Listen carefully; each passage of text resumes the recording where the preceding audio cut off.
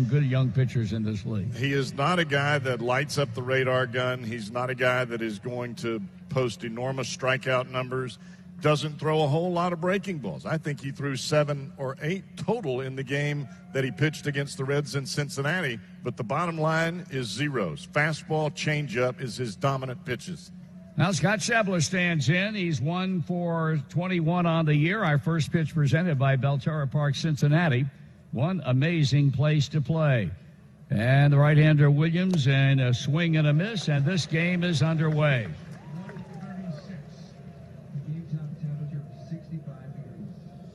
65 degrees, our game time temperature, some 17 degrees warmer than it was at 7:05 here last night. And a foul out of play, and Schebler in a hold at 0-2.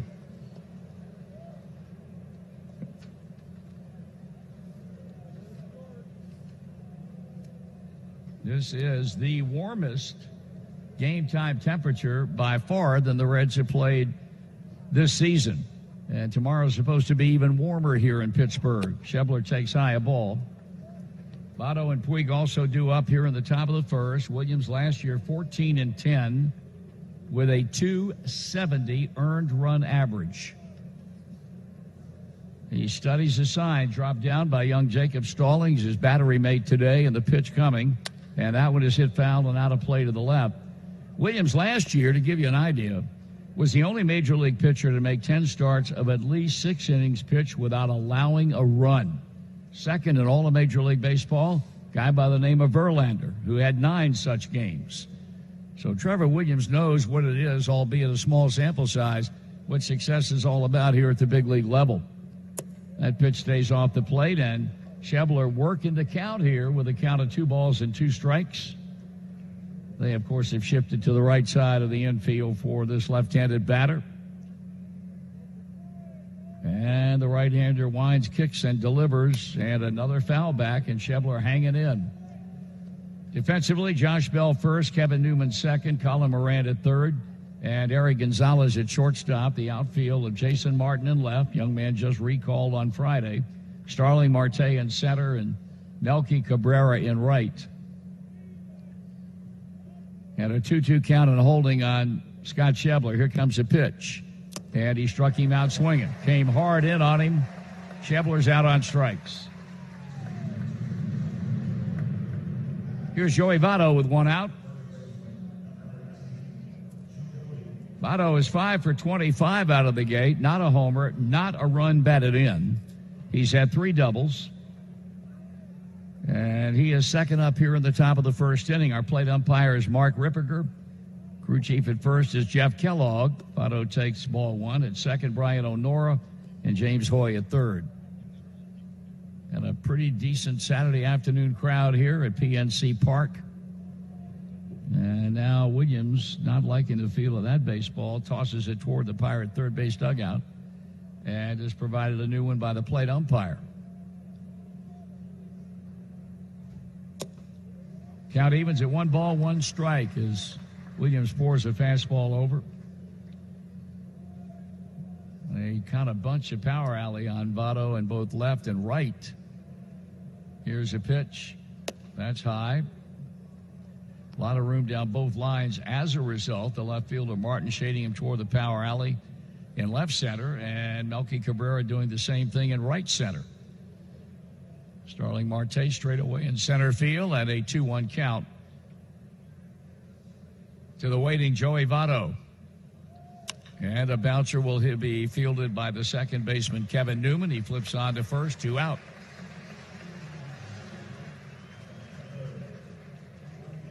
The batter will be Yasiel Puig. He's 3 for 24, 2 RBIs. He's had a double. This Reds ball club has a 157 batting average, which is dead last in all of Major League Baseball. I mean, as bad as the numbers are relative to the offense, the numbers, as far as pitching is concerned, are glowing. That's inside a ball, and we've said it more than on one occasion that this club has wasted already a ton of outstanding pitching, and last night was as good an example as any. with Sonny Gray pitching into the 7th inning, giving up a run and ended up losing the game. 1 ball and 1 strike. Yeah, the last 4 ball games for the Red starters, their ERA is a tick above 1 at 1.09. And not winning a ball game. Puig jammed and bounces back to the mound and flips on to first as Williams, and the inning is over. Strikeout, ground out, ground out. Pirates turn to bat on the Cincinnati Bell Reds. Wilmington, Illinois now makes his home in Atlanta. Tanner Roark going to work on the youngster Jason Martin, a left-handed batter, and coming up to join this ball club yesterday. And Clint Hurdle not wasting any time getting him some playing time as he takes the first pitch for ball 1. Martin, Marte, and Moran, the 3 M's here in the bottom of inning number 1 for the Pittsburgh Pirates. Reds went out in order against Trevor Williams, and that ball is fouled straight back to even the count. Yeah, Williams got the call without playing any AAA game at all. He entered this season representing the 10th best prospect in the Pirate organization. Last year was at AA Altoona, and AAA Indianapolis batted .274 with 13 home runs. And that pitch just a tad inside. And Martin ahead in the count now, 2-1.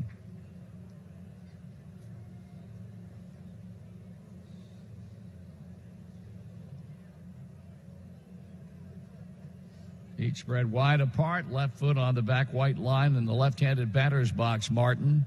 And now it's a 3-1 count.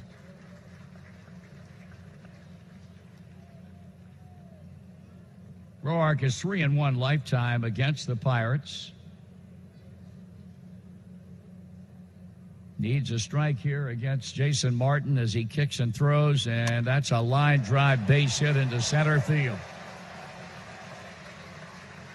Young man wastes no time getting his first major league hit. Line drive up the middle off a 3-1 pitch. That'll bring up Starling Marte. They throw that ball out of play.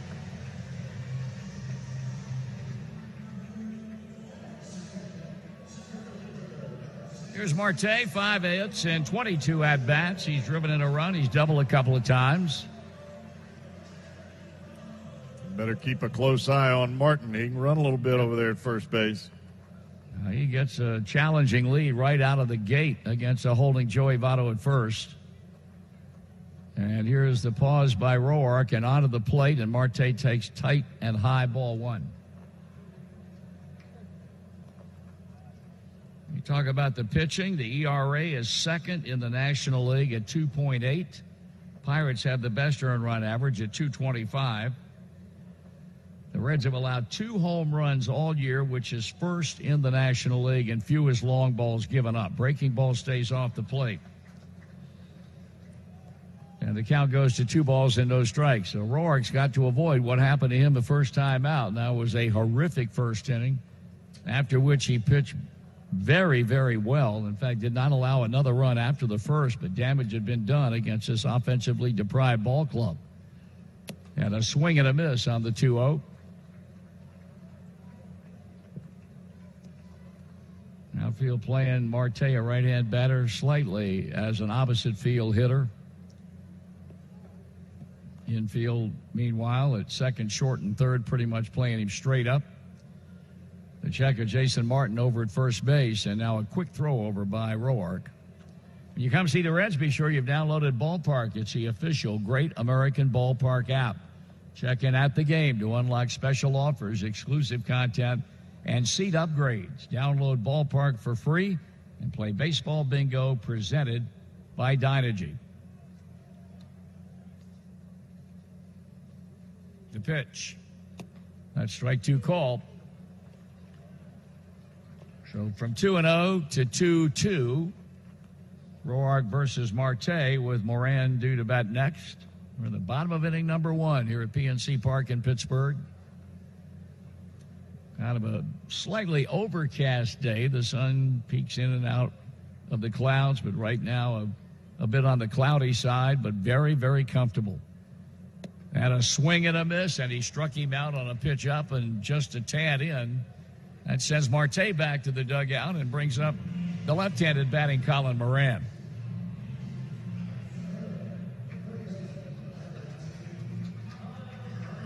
I'm not sure if that was a hanging slider or a changeup, but it was definitely up and in, and it had Marty off balance. So now Moran making his first start of this series. He's 3 for 7 out of the gate. He's homered once. He's knocked in 3 runs. Martin yet to take a shot at stealing second base, and there's a quick throw over, and he might have been just leaning a little bit, but was able to right himself and get back.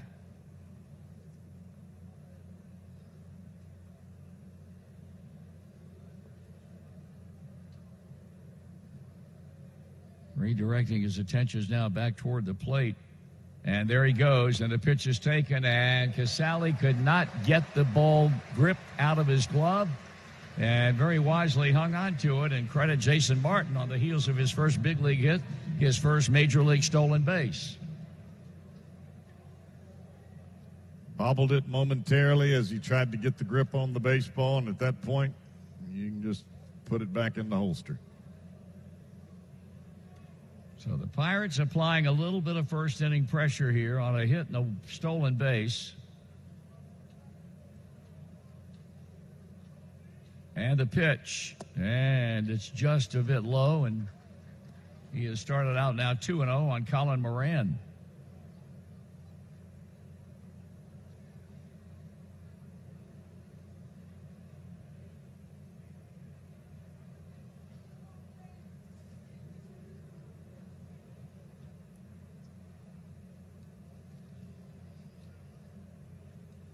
Moran waiting on the pitch, and he fouls off the left field side and off the facing of the second deck.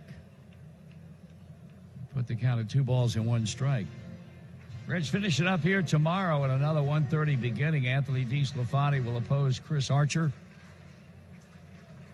The Reds will return home to an off day on Monday and then have the Miami Marlins in Tuesday night, Wednesday night, and Thursday afternoon. And then we'll be heading on down via Delta Charter to Monterrey, Mexico. Here's the 2-1 pitch. That's a liner into center. Coming is Schebler, and he'll make the catch. That ball hung up long enough to allow Scott to track it down without any degree of difficulty. Not out of the woods yet. Here's first baseman and switch hitter Josh Bell with 2 out in the inning.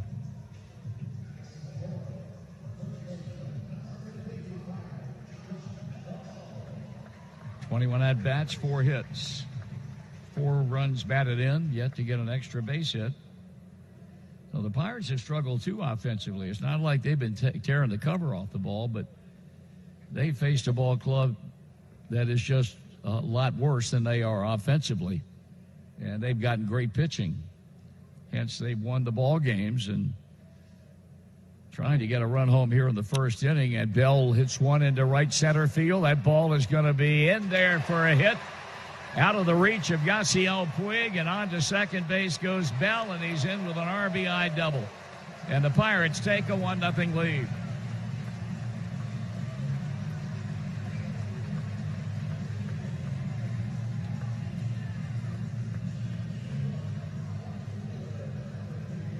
Ball was in the air a long time. I thought the ball would be caught. Yeah, Puig got a good break on it, but he just couldn't get there. So a 2-out, 2-base hit by Josh Bell, his first extra base hit, and produces a first run. And now the batter will be Melky Cabrera. Ball 1.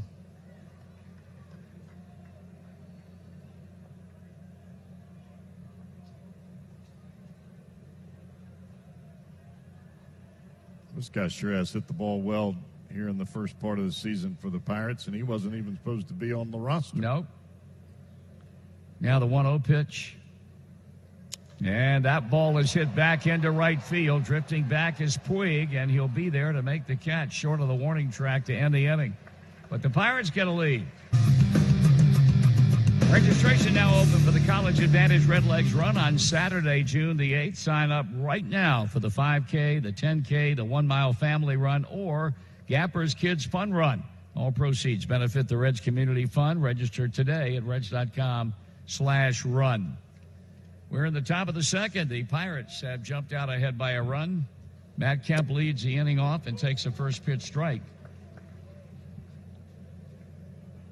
Reds went down quickly and in order in the first. Scheffler struck out, Votto grounded out, and Puig did the same. The 0-1 offering, and Kemp takes ball inside. A staggering figure, but then again, when you're going as badly as this team is offense, all of them are. Going into play today, the Reds outfield collectively. That includes Jesse Winker, who's not in the lineup today. Here's a foul out of play. We're 6 for 65. 6 hits in 65 at-bats. That is the worst start by an outfield offensively in Major League Baseball since at least 1920. Think about that now. That's a long time. It is no question. That's even before I was born. That's almost 100 years. You're right. It's a year away. It's almost 100 years. That is correct. 2 balls and 2 strikes, and the wind up in the pitch. And he jams him, and he breaks his bat, and he hits a 2-hopper back to Williams, and he throws to first. Here's Derek Dietrich.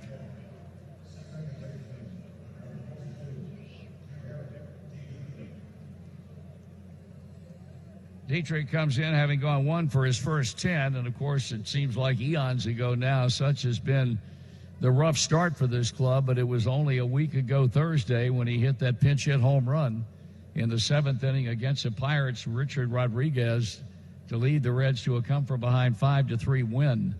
He pops it up this time, and the third baseman backs up Moran and will make the catch. And they're 2 out.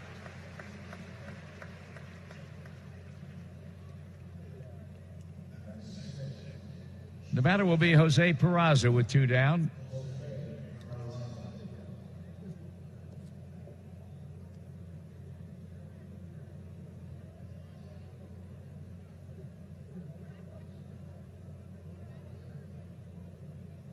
Peraza 5 for 22 with a home run and a run batted in. He also homered on opening day. He takes the strike.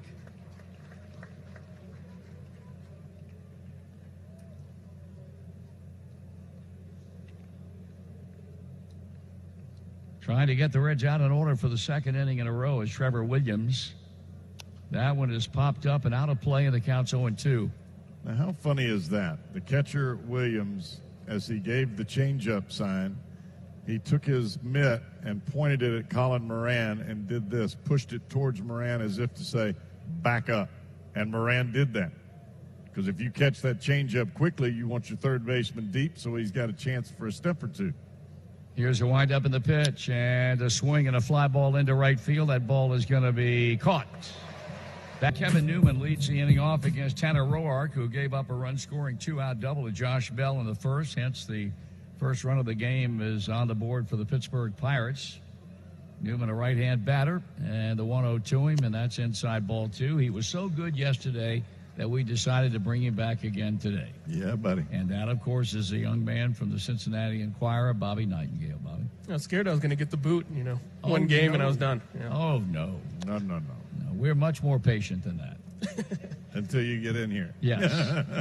You had a chance to talk with Turner Ward about this lack of offense, a Reds hitting coach. Yeah, he said he's not concerned. He's confident in the hitters. He said they're doing everything they can, whether it's more work, sometimes it's less work for some guys in the batting cages. There's a ground ball up the middle, and that's a base hit. He's surprised about it. I mean, as much as everybody else is, that now it's 30 innings. They haven't scored a run. But he says, they have to be patient. They have to be confident. All the hitters are here for a reason, and they've hit well in the majors for a reason. So it's just one of those things where just hopefully at some point they get a few walks and hits together. That's all well and good, but if you wake up one morning and you're 9.5 games out of first place, you're in deep trouble, and you're not even done with the first month of the season yet. Yeah, he did mention he thought beginning of the season kind of amplifies everything. Guys are going to press more, be stressed out more with, the slump they have to start the year, looking at especially the outfield right now. Just, I think Puig's the only one with more than one hit to start the season. So just one of those things he feels like just kind of a perfect storm where they're pressing too hard at the beginning of the season and things aren't falling. Runner going, pitches foul back, and Newman got a good jump on Tanner Roark only to have the catcher Jacob Stallings, who was on the opening day roster for this Pirates ball club, but he becomes today the last player to get a chance to play in a game. He's behind the plate, and he's got a one-strike count as he settles back in. I'm quite frankly surprised that David Bell has not done more with a change-up in the lineup with the way this club has gone. And, I mean, I can think back to the 70s when Billy Martin had great clubs in New York, and they went through a spell like this, and he took players' names that he knew was going to be in the lineup. He wrote them down on a piece of paper, put a number by them, put them in a hat, let each guy draw it out, and wherever that number was, that's where you batted. Joe Madden did it a number of years ago with the Tampa Bay Rays. He had Evan Longoria leading off 2 games in a row, and he got something like 6 hits, and it snapped him out of the slump. Roger Craig did the same thing. I think you need to do that sometime, and it's no disrespect to the game at all, but it's trying to do something to loosen up your guys. Yeah, Bell, he was asked about it 2 days ago, and he said he'd consider it. He didn't rule it out, but he just felt like he wasn't there yet. Here's a high fly ball hit to right, and that ball will be out of play. I think part of it is he just doesn't want to make it a big deal and overemphasize it, even though the more they've not hit, you kind of have to. I don't think you can overemphasize what they're going through right now. Yeah, I mean, they've been shut out 4 out of 7 games. I mean, that's amazing. It's time to take a little bit of that pressure off the brains of the guys that are hitting, because it's not just 1 or 2 guys, it's everybody. Mm-hmm. Everybody's pressing. 0-2 and holding on Stallings, and that one is fouled off again. So Roark pours pitches in, and young Jacob Stallings fouls him off after a leadoff single here in the second by the second baseman, Kevin Newman. Talked to Derek Dietrich today. He was actually part of a 37-inning scoreless streak with the Marlins in his rookie season. He said he didn't remember it, but he compared it to kind of fishing. Like, it's just one of those spells where, you know, everything kind of goes against you for a while. Here's a tapper down the third base line, a foul ball. Yeah, but if you're fishing and you're not getting any bites, you move the boat around. You just don't leave it in the same spot. Very good point. Very, very good point. On the plus side, you visited with Robert Stevenson, who got very little work in regular games in spring training, yet he made the club, probably more so because he was out of options than anything else, and he's pitched well. Yeah, he changed the grip on his fastball in the offseason. I mean, that was the big thing last year, is he just walked so many guys.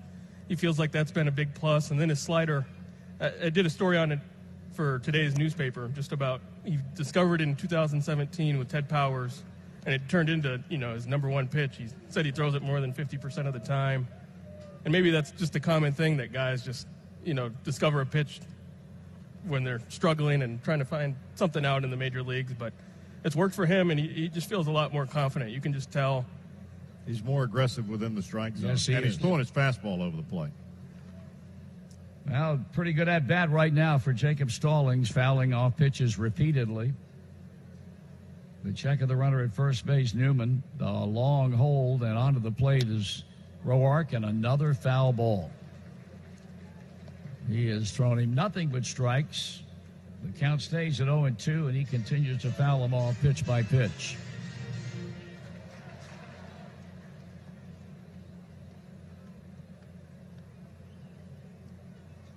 On deck, Eric Gonzalez, and then we get to the 9-hole batter pitcher, Trevor Williams. Newman broke earlier in the sequence of pitches to Stallings, has not attempted a steal since. There he goes, and the pitch is swung on, and a looping liner into left center. That drops for a base hit. On to third base, and being held up is Newman, and the Pirates are knocking on the door again. First and third, nobody out, and the hitter will be shortstop, the ex-Indian Eric Gonzalez. I mean, we're looking at a worst-case scenario right now. Falling behind, too. Yeah, absolutely. To the mound goes Kurt Casale, the first such trip by anybody on the Reds club in this particular game, and it's Gonzalez now with Williams next, and then the leadoff batter, Jason Martin. The weird thing with their scoreless streak is it's not like they're striking out 15, 16 times a game. They're not being overpowered. It's just the ball's not finding anywhere. They are striking out some, but it's not. It doesn't seem like they're being dominated in games by pitchers. And what amplifies is the fact that pitching has been brilliant. Right, exactly. I mean, that really magnifies the inability of this club to score any runs because the pitching, this organization has been known for a lot of things over the years, but pitching has never been one of them. And this staff has put together an outstanding start to this season. It's really kind of unfortunate. Here is Gonzalez, and he bunts foul. It's weird seeing, like, the Chicago Cubs, they're 1-6 as well, and their pitching just getting blown up game after game. And completely the opposite from this team. Yeah, but just seeing the reaction, I mean, Chicago, I mean, just the expectations in that team, I could see how they're, Madden's in the last year of his contract, and they're expected to be a World Series contender, and it feels a little bit different than the Reds, where Reds seem like they're putting on a no-panic face to this point. Well, I'm glad you brought that up because the report out of Chicago again today is that people are continuing to jump off bridges there. Here's a pitch and a foul ball out of play. 0-2 the count on Gonzalez. Tanner Roark badly in need of an out. And then there's Milwaukee. Yeah, unbelievable a start here. Everyone thought they'd fall apart, just can that pitching last for 2 years in a row, and Yelich has still been Yelich. And he sure has. Even missing some relievers, they're doing well. That's right. 0-2 pitch. And it's a breaking ball down and away. And this is a second straight start for Tanner Roark where that pitch count is going to be rising. That long first inning he had in his first start, and now giving up back-to-back hits here in the inning after giving up a run in the first, and the elongated at-bat by Stallings that finally resulted in a base hit, sending Newman on to third base. Breaking ball away. He can't get it over the plate, and the count's 2-2. Trying to get Gonzalez to fish. You want it to be off the plate. You don't want it to be too good where you hang it in the zone, and then he just pulls it well off into the left-handed hitter's batter's box. You got to make a pitch here. Checking the runners on the corners with nobody out. 2-2 pitch. And ball 3 is away.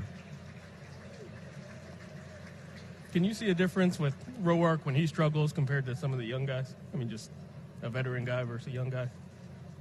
Yeah, I think for most part with the younger guys, they have a tendency to overthrow when they start to struggle, try to make pitches too good, and that can go into a veteran's pitching. There's a strikeout. Swing and a miss, and Gonzalez is out.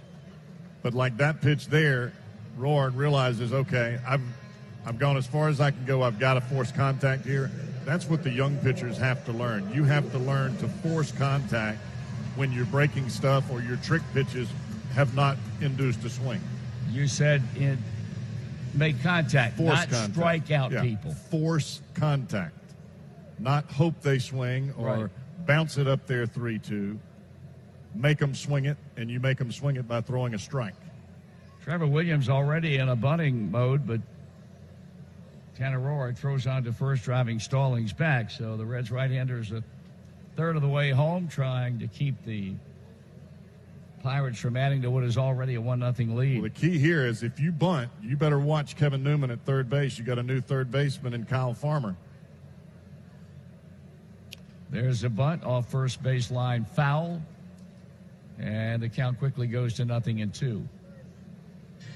I just find Roark intriguing because he's pitched more innings than almost anybody in baseball the last few years, but he's only had one great season, which means, he's struggling, but in some starts, and he's still throwing 6-7 innings. Yeah. I think it takes a few pitches for him to get comfortable. At least that's what I've seen over the years.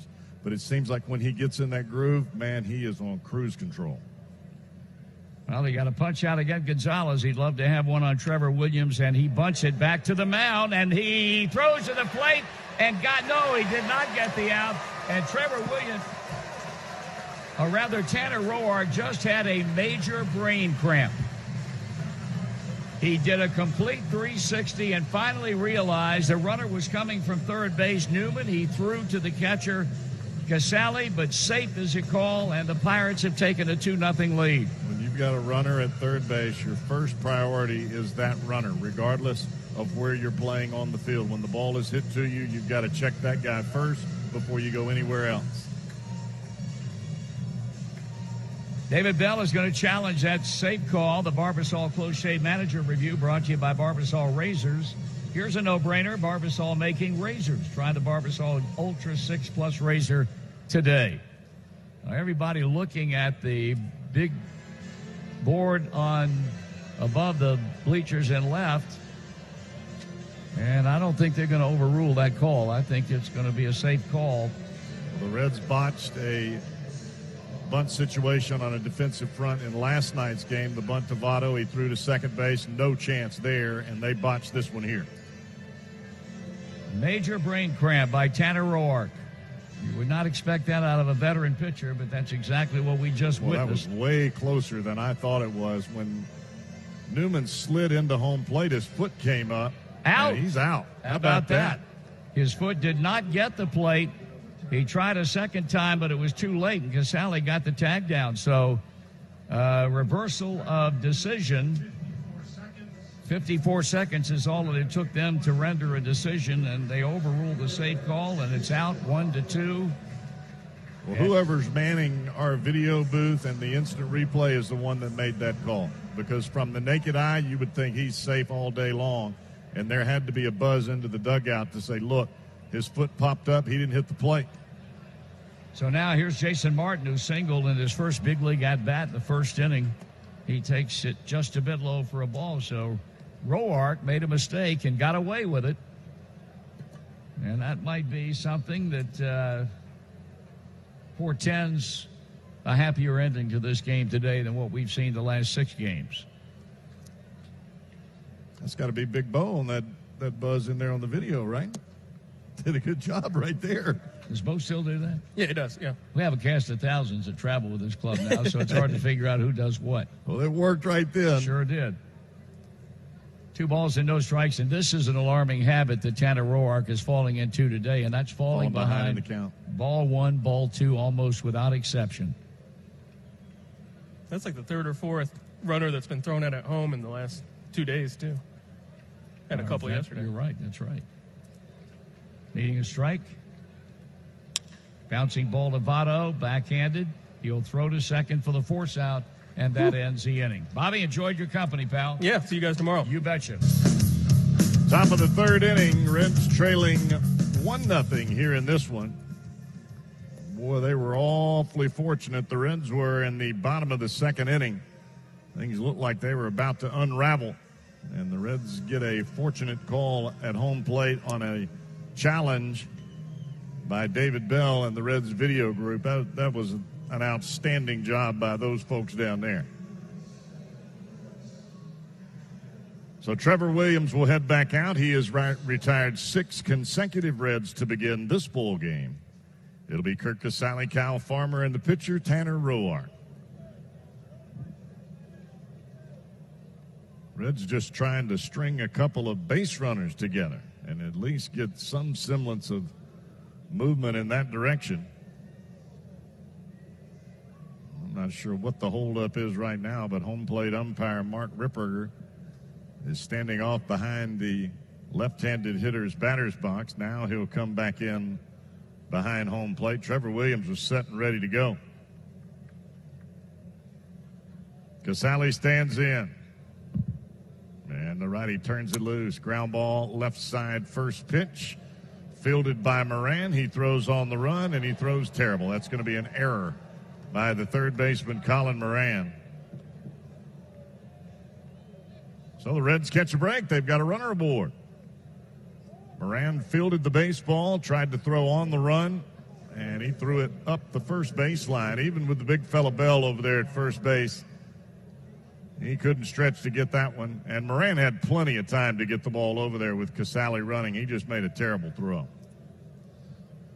So here's Kyle Farmer. Farmer making his first start in a Reds uniform today. And he makes that start replacing Eugenio Suarez at third base. Takes a fastball and off the plate. 1 ball and no strikes. You get an error to start the inning. You got a base runner aboard. Get a couple of guys on, roll that batting order back over to the top. You got a chance to put yourself a big inning together. Reds could use anything in that direction. And a fastball misses down and away. 2 balls and no strikes. We have not really seen Trevor Williams pitch behind in the count to anybody, whether it be the first 6 innings he pitched in Game 2 of the season back in Cincinnati or here this afternoon. But it's 2-0 now, and he catches the inside corner for strike one, a fastball right on the money. 2-ball, 1-strike count. All 3 pitches here in this at-bat to Farmer have been the fastball.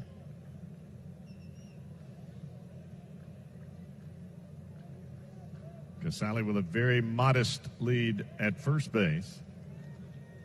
And back to the plate, Williams. Fly ball, deep center field. Marty turns. He's on the run to the track. Kiss that baby goodbye. A 2-run home run for Kyle Farmer. And the Reds have broken the scoreless streak and take the lead 2-1.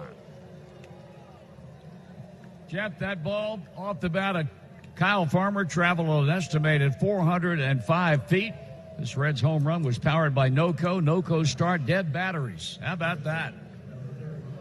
That is a beautiful thing. You get your first start and you come up there and go yard. And that was dead central. So the error does come back to haunt the Pirates here in the inning, and the Reds have taken the lead. Now Roark stands in. And the first pitch misses in off the plate, 1-0. A 2-run home run delivered the Reds' first runs of the game. The first run delivered to you by Integrity Express Logistics, your hometown logistics professionals. Visit IELfreight.com. I'm hoping we're reading that a whole lot more. 1-1 pitch, fouled back off the bat of Tanner Roark. So the Reds break a 30-inning scoreless streak with a 2-run home run by the 8-hole batter Kyle Farmer. And Farmer had a heck of a spring training. Swung the bat awfully well, getting his first start in a Reds uniform here today.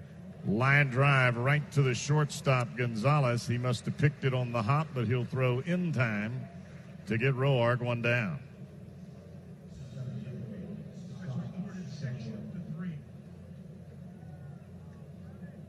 I thought when that ball came off the bat and as Gonzalez gloved it, it looked like he gloved it in the air, but second base umpire Brian Onora was giving the safe sign, indicating no catch, but Gonzalez came right on with it to make the throw to first. Now we go back to the top of the order. Here's Scott Schebler.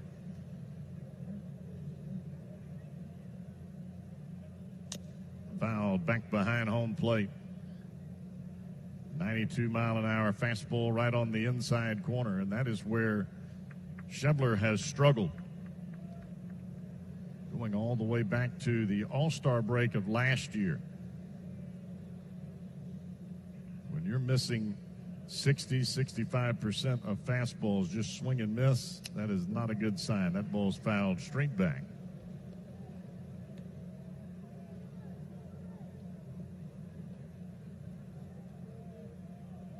No ball, 2-strike count as Williams jumps ahead of Schebler again rather quickly.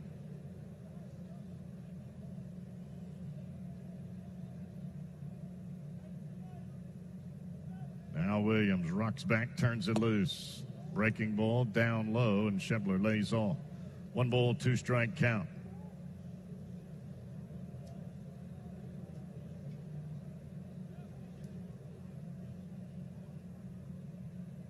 And the pitch. Up and away with that fastball. 2 ball, 2-strike count. Looked like Williams was trying to elevate the fastball there to Schebler. He just got it up and out of the strike zone.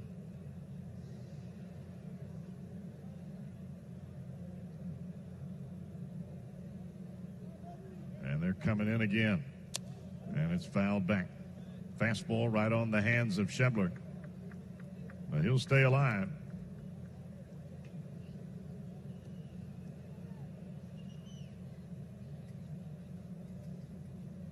Schebler against right-handed pitching, right at a 50% swing and miss on fastballs. It's tough to figure. Fly ball, center field. That's a base hit. And Marty closed quickly but could not get it. A changeup down and away. Schebler reaches out and slaps it right back up the box. And the Reds have another base runner here in the third. That'll bring Joey Votto to the plate. It's amazing how one swing of the bat can change the outlook of everybody else in your lineup. And hopefully today that one swing of the bat came from Kyle Farmer, and we can get the Reds back going offensively. Inside with a fastball way in. Backing Votto out of the batter's box. 1 ball, no strike count. Schebler at first. Now he rarely runs, even though he's hitting in the leadoff spot.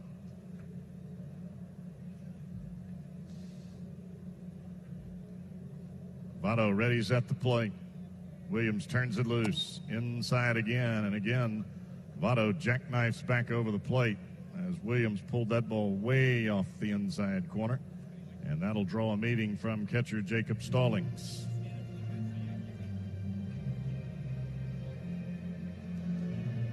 You hit a ball the way Farmer did. It's one of those times the pitcher kind of thinks back in his head, well, I've got to make better pitches. Even though he'd retired 6 in a row up until the error to open the inning by Colin Moran. Just takes you out of your groove a bit. Now the Reds trying to capitalize on keeping Williams out of that groove. 2 ball, no strike count. Votto waiting at the plate. The pitch from Williams. Ripped into right field. That's a base hit. And the Reds have brought their hitting shoes so far here this afternoon.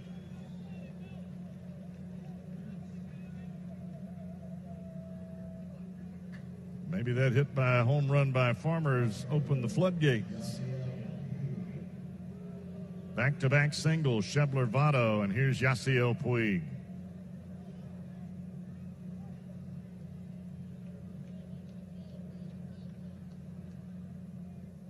Of course, the Reds are at a spot where pretty much everybody in the lineup was having a hard time swinging the bat. If you flip that script and everybody gets hot at the same time, oh, baby, that'll be fun to watch.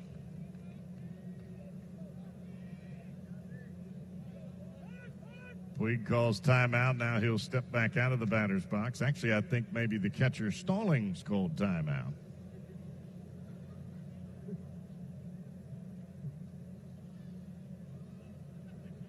Puig jammed his first time up on a fastball right in on his hands, and he hit it right back to the mound.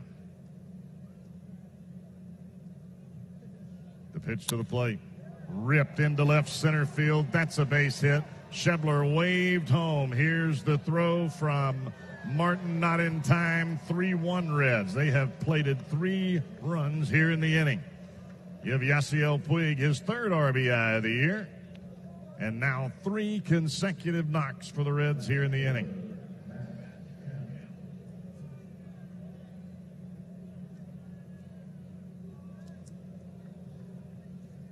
Fastball down and in. And Yasiel Puig wasting no time getting in on the action. Time called.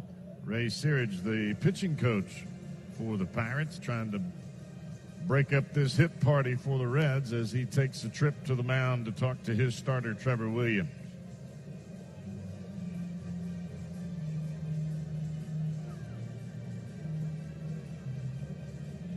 Matt Kemp waiting on deck.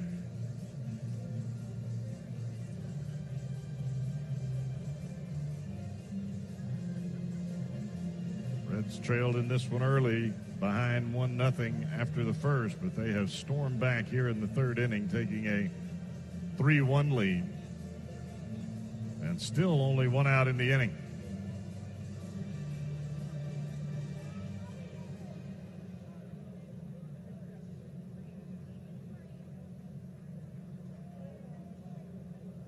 So Williams trying to figure out a bit of damage control here against the Reds. Reds trying to send him to the showers. Pitch to the plate. Swing and a miss. Fastball right on the inside corner. And Kemp swings underneath it for strike 1.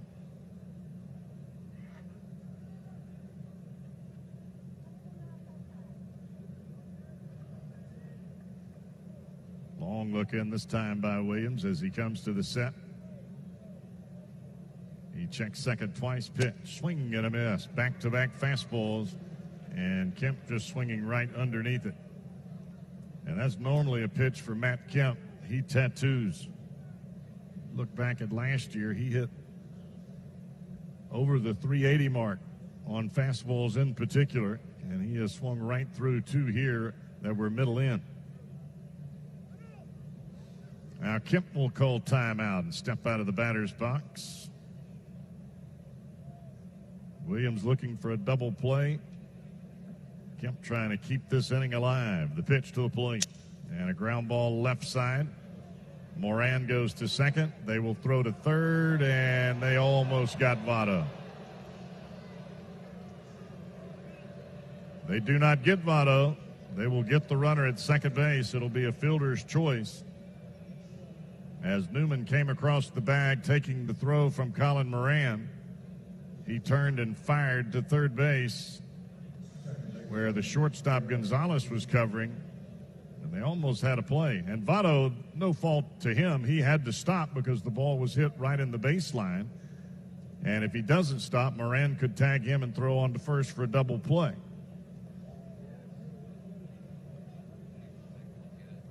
And it appears that the Pirates are going to take a look at the tag at third base. So we will have a review of the call. One of those balls that you've got the runner coming from second to third. It's a force out. Moran fielded the ball right between the direction Votto was heading to third base. Votto stopped. Moran threw the ball to second. And instead of the second baseman Newman trying to turn a double play, he just came straight across the bag and fired to the shortstop Gonzalez covering third base. And this would be quite the unusual double play if the Pirates do indeed win this challenge. And a heads-up play by the second baseman Newman. And you could see J.R. House, the Reds' third base coach, screaming, "Get down, get down, get down." And Votto is out at third. So they will overturn the call. That indeed is a double play. Get all down with a wrecking ball during extra innings on News Radio 700 WLW. First pitch from Tanner O'Rourke is a strike over the outside corner as he faces Starling Marte for the second time here in this ball game. Reds leading 3-1. Fly ball right field going back Puig. He should have it easily. He does. One down. The game's 15th out. That quite unusual double play. Moran to Kevin Newman, the second baseman. Then he throws behind Moran to third base as Gonzalez covered. That's the 15th out, and that's brought to you by Geico. Saving you money on car insurance has been Geico's home run for over 75 years. Get a quote today with a proud partner of Major League Baseball at Geico.com. Geico, so easy, a caveman can do it.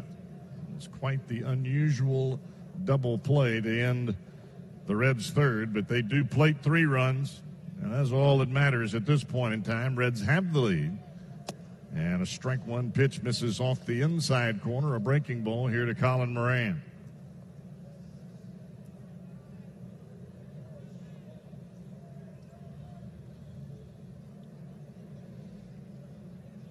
The 1-1 pitch and a ground ball through the left side. A great piece of hitting by Colin Moran. The Reds had vacated the third base spot, pulling Farmer over towards second base and putting the shortstop Peraza on the right field side of second, and Colin Moran just hits it basically to third base. He's got himself a base hit. He's a one-out base runner. Here's Josh Bell.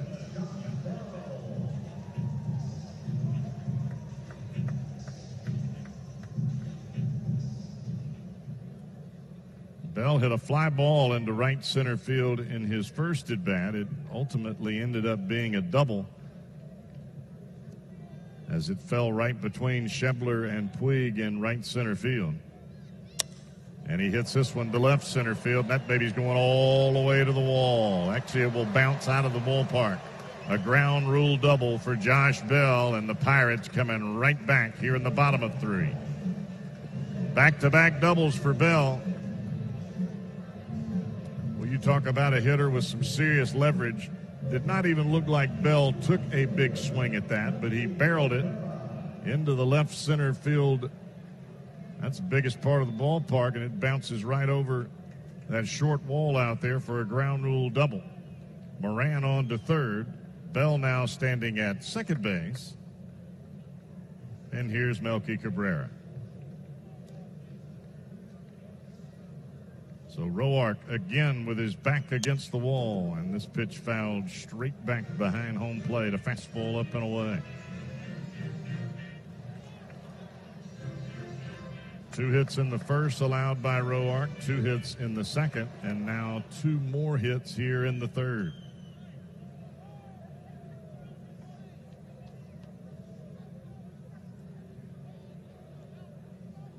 Roark comes to the set. Back to the plate. Ground ball right side. Dietrich has it. He will throw on to first. 2 down, but that's an RBI ground out for Melky Cabrera, and it's now a 3-2 Reds lead as the Pirates score their second run of the afternoon.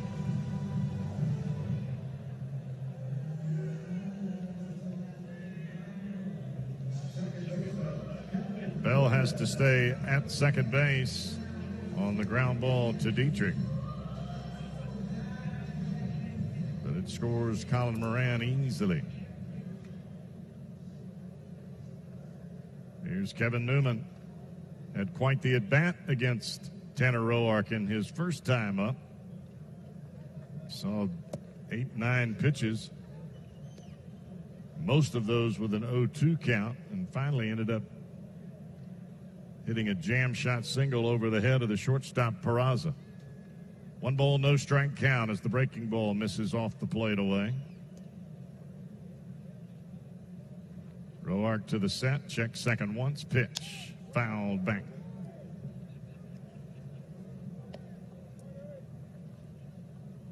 Off-speed pitch up and out over the plate, but Moran comes up empty.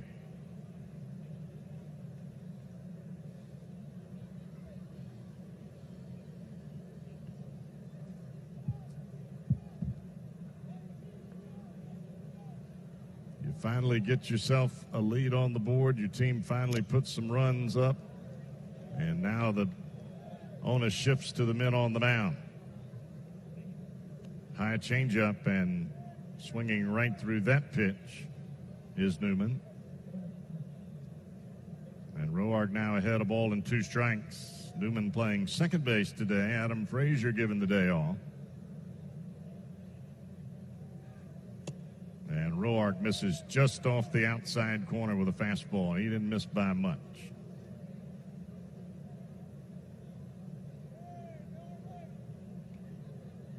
2 ball, 2 strike count.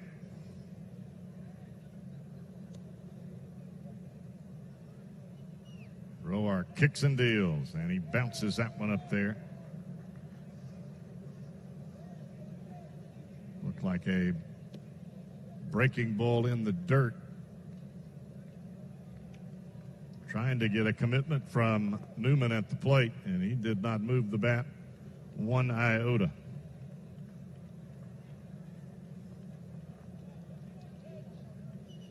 So a big pitch here for Tanner Roark. 3 ball, 2 strike count. Runner at second is Bell. Here he comes. And it's popped up and foul back behind home plate, and we'll do it again.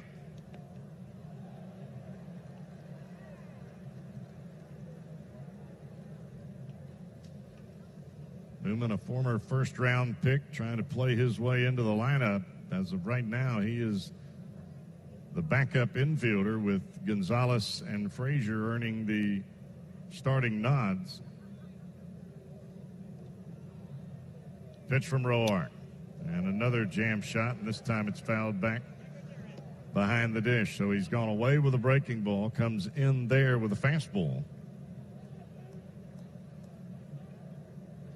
And a lot of the pitches so far here in this ball game have been elevated by Roark, and I don't think that's by design.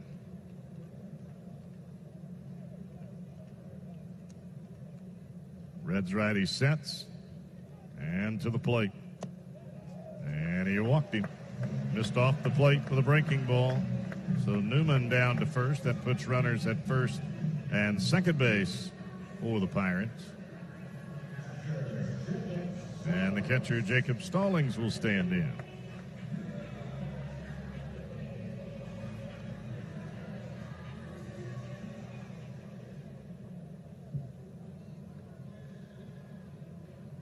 Stallings, another guy, had an extended at bat in his first time up. Ended up with a single. Roark trying to change his fortunes here, and he hits the inside corner, strike one, right at the belt.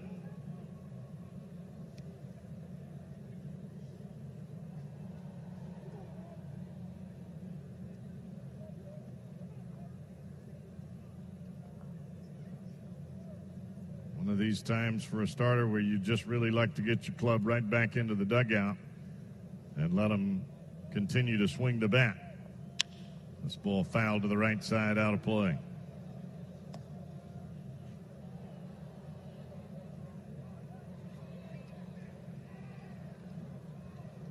So Roark quickly ahead of Stallings. No balls and 2 strikes.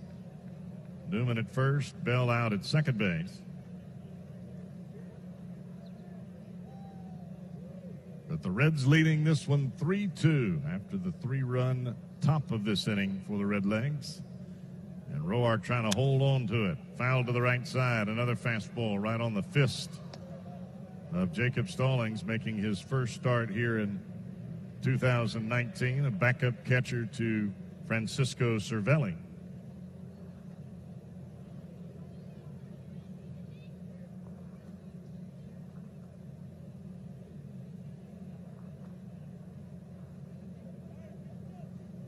Roark working with Casale as Sally runs through the signs. Sets on the outside corner, pitch to the plate, and it's just off the outside edge.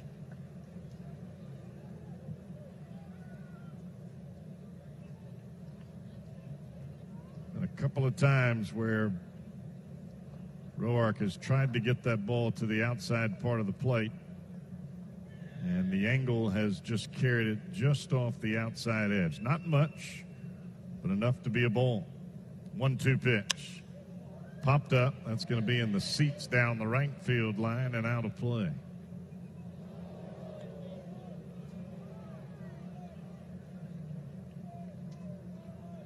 The problem that Roark has right now is his pitch count has escalated rapidly. He's had long innings each of these first 3, and he's at the 60 pitch mark right now.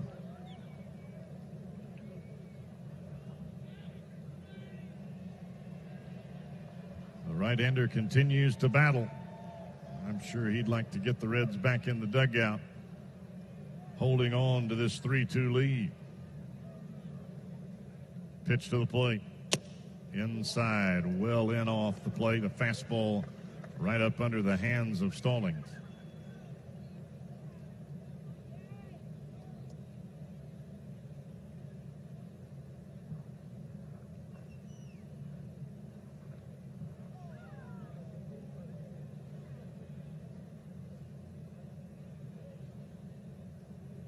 Now the Reds righty set. Bell with an extended lead at second. The pitch, ground ball third base, backhanded Farmer comes up, fires across the diamond in time, and Tanner Roark works out of it. He does allow a run. It's a 3. The Reds are leading this one 3-2. Pirates scored first as Jason Martin led off the ball game with a single, came around to score on a double by Josh Bell. Reds put 3 on the board in the top of the third. Big blow in that inning was a 2-run home run out of dead center field by Kyle Farmer. That got the Reds scoring started. And then the Pirates scored 1 in the bottom of 3 to pull within 1. Dietrich Peraza Casale as Dietrich takes strike 1 over the inside corner. Trevor Williams back to the plate, and a changeup misses low. 1 ball, 1 strike count.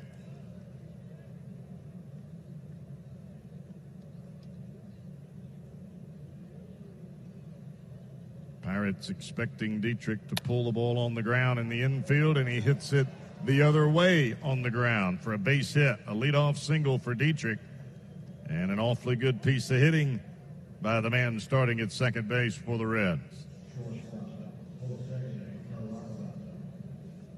Saw that earlier by Colin Moran. He singled through the left side of the infield with the Reds pulled around to the right side. And Dietrich beats the shift on that pitch. So a leadoff batter aboard for the second consecutive inning for the Reds. Jose Peraza stands in. He flied to right field his first at bat. And he's got a wide open right side of the infield. There goes Dietrich. And Reds play hit and run, and it's fouled off to the right side.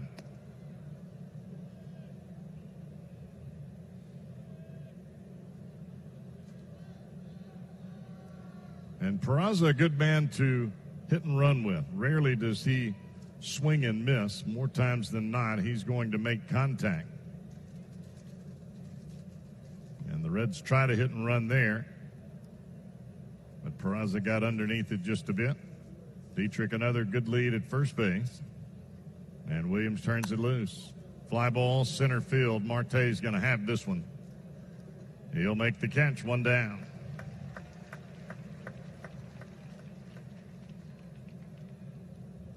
So the Reds manager, David Bell, trying to get something going for the Reds with a little hit and run action. And the Reds just couldn't execute on that one pitch. And that'll bring Kurt Casale to the plate. Casale reached on the error by Moran to begin the third inning, and that led to 3 runs.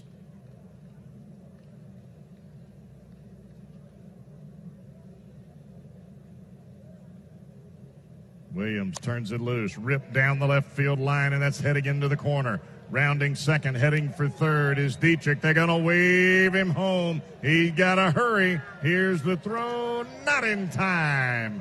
4-2 Reds. Dietrich scores all the way from first base on a double by Kurt Casale.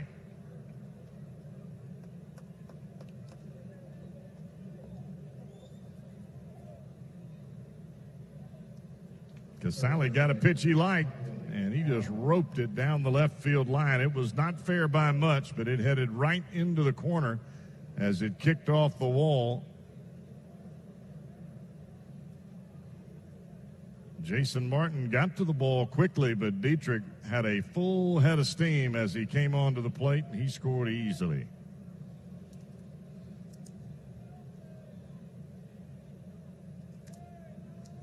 Here's Kyle Farmer. And a breaking ball bounces to the plate. Stopped momentarily by Stallings, and then it trickled behind him, but no advancement by Casale out at second base.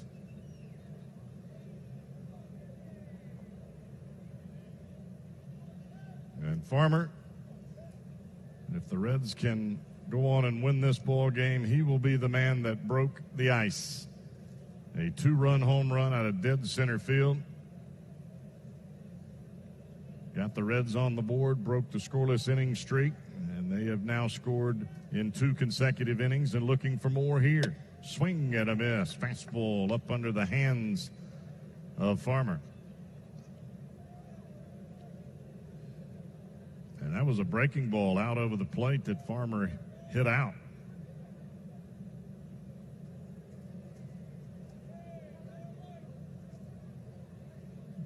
Stallings sets on the inside corner. Williams turns it loose, and he misses in off the plate, 2-1.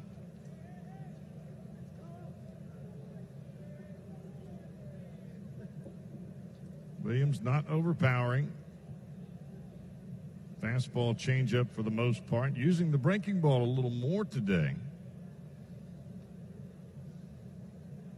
But his breaking ball is a little bit flat. Doesn't quite go down as much. Popped up, jam shot, and it will land in foul territory just behind the Reds dugout on the first base side. So Farmer stays alive, a 2-ball, 2-strike count.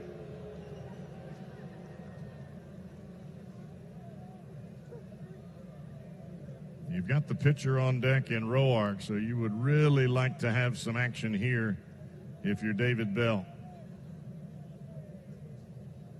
There are times when you hit in that 8-hole spot in the National League where you see nothing but breaking balls and pitches in the dirt or out of the strike zone.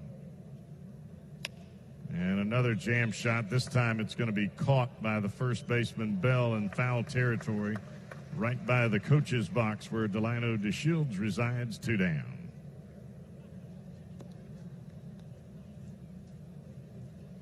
So Roark will bat. 2 outs in the inning. A chance to help himself here if he can find a hole somewhere.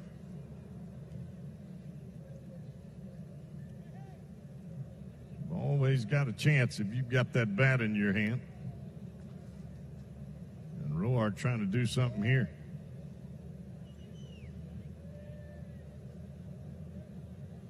Pitch from Williams, and he will miss off the outside corner. A fastball down and away from Tanner Roark.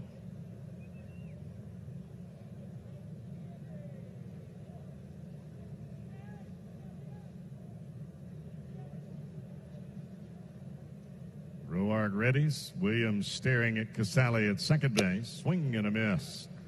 Fastball up and middle in, and Roark swings right through it.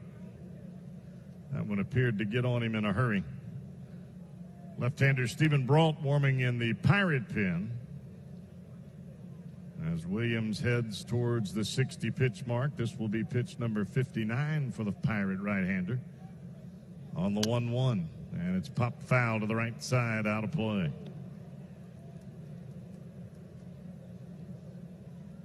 Reds leading 4-2 here in this one. Losing the first 2 games of this 4-game series, and all you can do now is try to hope for a split. And if you can win 2 in a row, well, that is a major step in a better direction for the Reds than where they have been. Fastball upstairs. 2-2 count.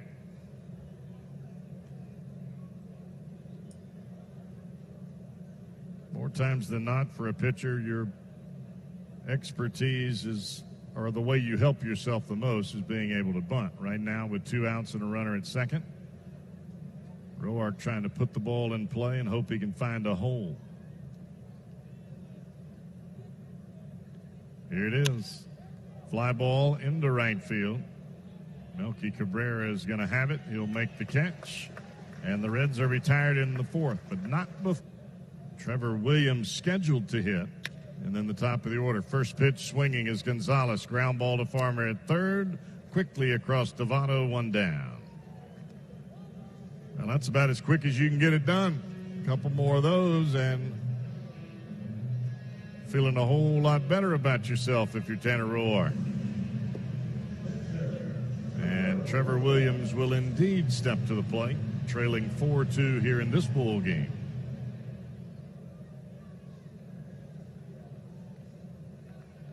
Roark over the top of the head with a glove, and the first pitch misses down and away. A fastball. 1 ball, no strike count here to the right-handed hitting Williams. The pitch.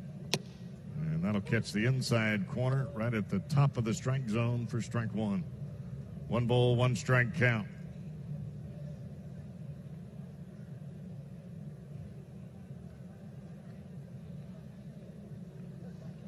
Roark trying to speed up the tempo a bit, and he nails the inside corner here. And he's quickly ahead of the pitcher, Williams. A ball and 2 strikes.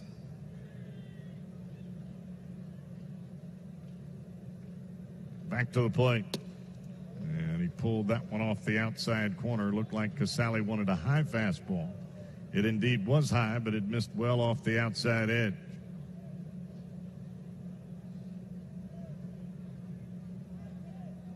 Roark turns it loose.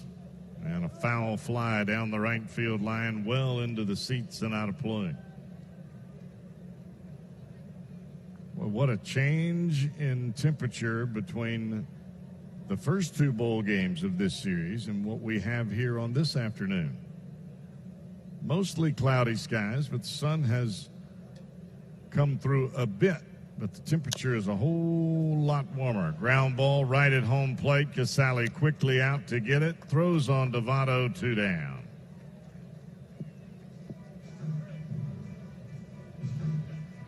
Well, Tanner Roark looking for his first 3-up, 3-down inning. He has had some major traffic on the base paths, and he has really had to battle here in the early going of this one. Allowed a solo run in the first, a solo run in the third, and the damage could have been much more extensive, but Roark able to get out of it. And now trying to kick this thing into cruise control as the youngster Jason Martin stands in. Backdoor breaking ball, strike one over the outside corner.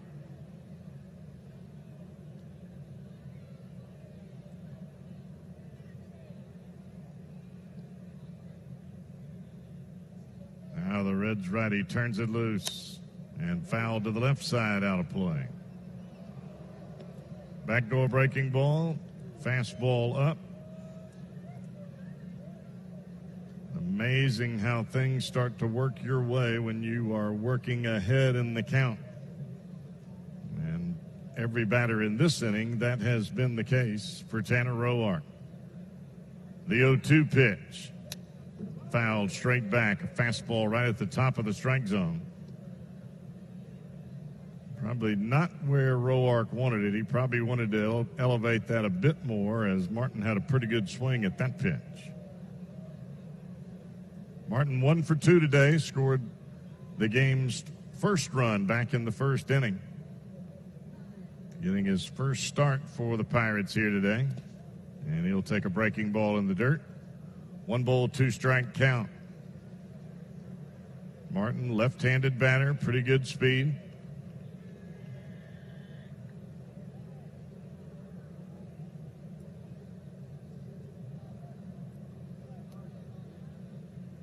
Waiting on Roark here. Back with a 1-2. And a swing and a foul in and out of the mitt of the catcher, Kurt Casale.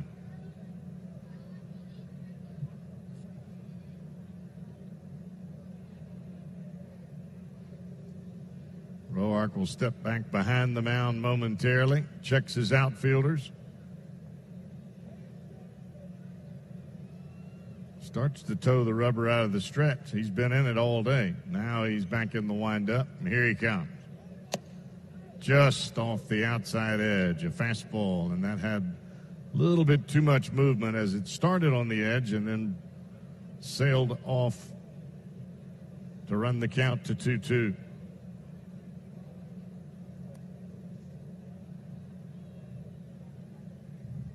Now back to the plate. And a breaking ball in the dirt. And the count runs full. 3 balls and 2 strikes.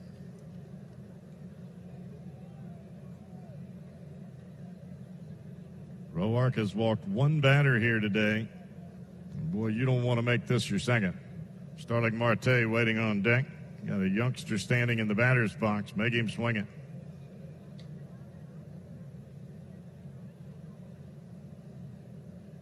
The 3-2 pitch coming. And here we go.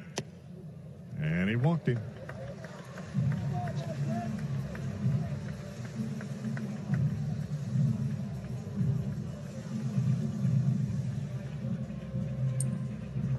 And Roark seems a bit frustrated with himself after that pitch. He's quickly back to the mound. He's already in the stretch looking in for the sign. That brisk walk back behind the mound, you could tell he did not want to walk Martin. Martin will run, can run. Pitch to Marte. Breaking ball, strike 1 over the inside corner.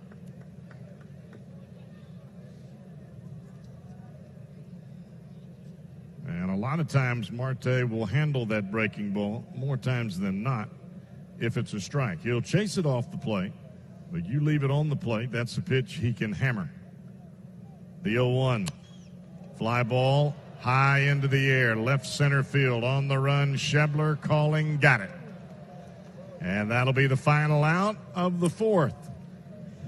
And Trevor Williams still on the mound. He has Shebler swinging and lifting it out of play down beyond the third base dugout. Shebler has struck out. He has singled and scored a run. The Reds fell behind 1-0 in this game after an inning, and it stayed that way until the Reds tacked 3 on the board in the top of the third inning, 2 of them on a home run to straightaway center by Kyle Farmer. Pirates got a run in the bottom of the third. The Reds got that back in the fourth inning. 1 ball and 1 strike. A little bit later today, our Cincinnati Bell trivia question. I forgot to run it by you in the second.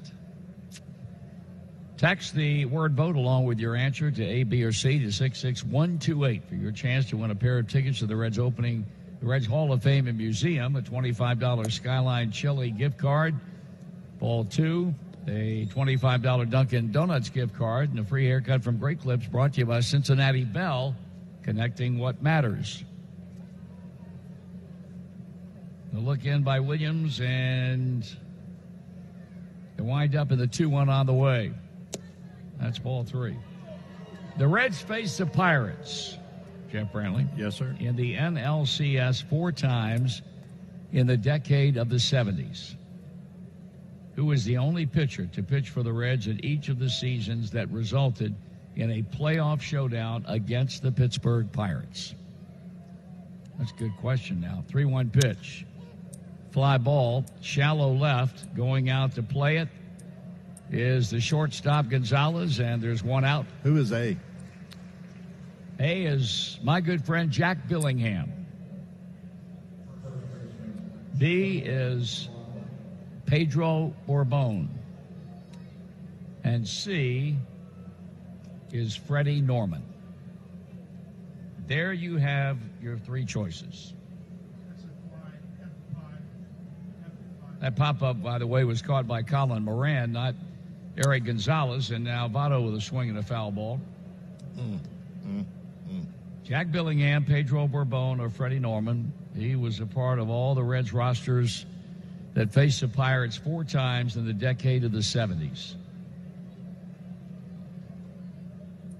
Part of the roster or pitched in the games? No, I said who was the only pitcher to pitch for the Reds. Okay. And you know this? I think I know. That's a far cry from knowing I know. Right. Here's a 1-1 pitch. Ball 2. I feel good about your guess here. You know I worded that properly. Glad you feel good about it. In the 75, what was the years again? It just said 4 times in the 70s. In the 70s, right? Okay. 2-1 to count. 4-2 Reds, top of the 5th. Trevor Williams deals. Votto swings, bounces it to second. And Kevin Newman flips on to first, 2 out. Well, my system would say go with A. Okay. But my gut says Freddie Norman, which is C, and it's been C the last 2 out of 3 days. Uh-huh. So what are you saying to me here? So I think I'm going to go with B. Pedro Borbon. Yes. All right. You think it's Billingham, but your gut tells you Norman. Here's a swing and a miss by Puig. Well, the system says Billingham. My gut tells me Norman. So you're going to go with Borbon. I'm going to go with Borbon. Okay, so you, of course, will because of I'm overwhelmed by my own benevolence. Yeah, you are. And extending the hand of Christian fellowship, which I do often. You're overwhelmed by your own benevolence. Yes, I am. That's outstanding. I'm going to let you change it if you want the 8th inning. That's all. Goodness. There's a call strike. How do you like my answer? How'd you like the way I thought that through? I can't say a word, so you're trying to trick me again. That's not going to happen. I don't trust you anymore on these questions. I have nothing to say. 1 and 2 the count. I'd just like to get your input. I know. Well, that's right, especially now that you can change it in the 8th. My Christian fellowship does not extend that far. Past that. There are lines Past the reading of the question? Beyond which you do not go. I understand. So here's a pitch. Jam job and a foul ball. So you disdain Billingham, you disdain Norman, and you go with Pedro Bourbon. That would be B. Yeah. Okay. B for Bourbon. That's correct. 2 out in the inning. Trevor Williams may be working in his final. No, he batted in the last inning. That pitch is off the plate outside, 2-2. Well, they had a pitcher up in the Pirate bullpen earlier, but now it's stone cold silent. Yep. Each club with 6 hits. The Pirates have committed the game's only error. And the Reds lead by 2. Puig singled in a run back in the third. He jams him on a fastball and a swing and a miss, and that ends the inning. Second out here in the bottom of the 5th inning, facing Colin Moran, who swings through pitch number 1. Moran today is lined to center. He has singled and scored. They shift to the right side for this left-handed batter, former collegiate star at the University of North Carolina at Chapel Hill. The 0-1, and a foul ball is out of play, and the count is no balls and 2 strikes. What better day can there be in sports today? Major League Baseball, a beautiful day for it in Pittsburgh, and then tonight, the finest day in the NCAA basketball tournament, the national semifinal games. They are up in Minneapolis. Here's the 0-2 pitch, and it's a fly ball to left down the line. May drift out of play, and it will. Shortly after 6 o'clock, the Virginia Cavaliers take on Auburn. And 35 or 40 minutes after that, it will be Texas Tech and Michigan State. Doesn't get any better than that. Might be the single best day in the calendar year in sports. In fact, the NCAA championship game, and I can speak from experience, is anticlimactic. These 2 games tonight, you talk about pressure and tense moments. Tonight will be what it's all about. 1-2 the count. Hope your bracket turned out well. Mine's not bad. I picked Texas Tech and Virginia as 2 of the Final 4 and picked Virginia to win it all. 1 ball and 2 strikes on Colin Moran. And that's strike 3 call, and he didn't need the plate umpire to tell him. Tanner Roark still throwing the ball extremely well, and he poured that baby right over the heart of the plate. So Moran gone. 3rd punch out for the Reds righty, and he'll deal now with first baseman Josh Bell. And maybe the 3rd time's the charm for Tanner Roark. Bell doubled in the 1st to knock in a run, and then doubled again in the 3rd.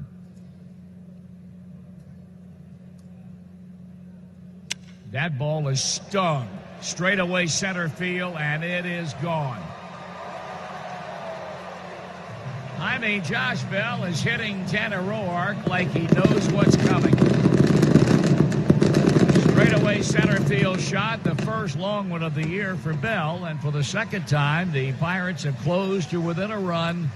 This time it's 4-3.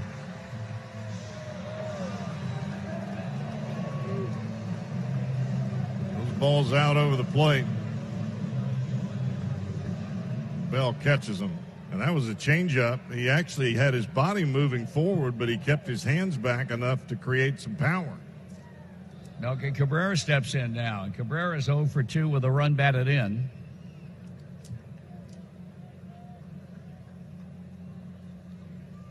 Call a strike. Jared Hughes begins to throw in the Reds bullpen.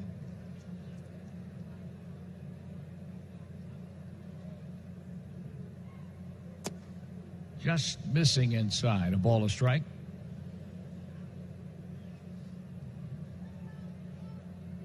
This has not been an easy day by anybody's measuring stick for Tanner Roark.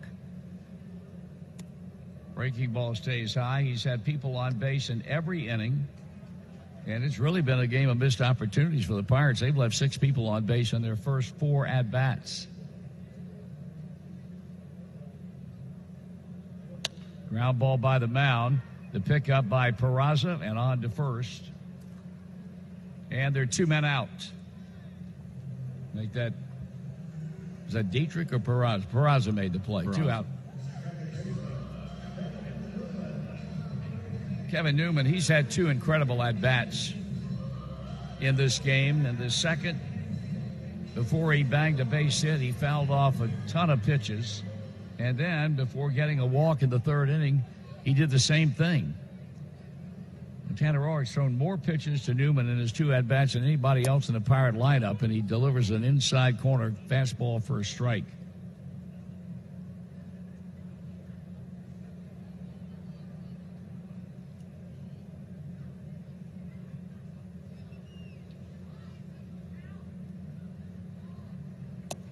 And another strike. Just like that, 0-2.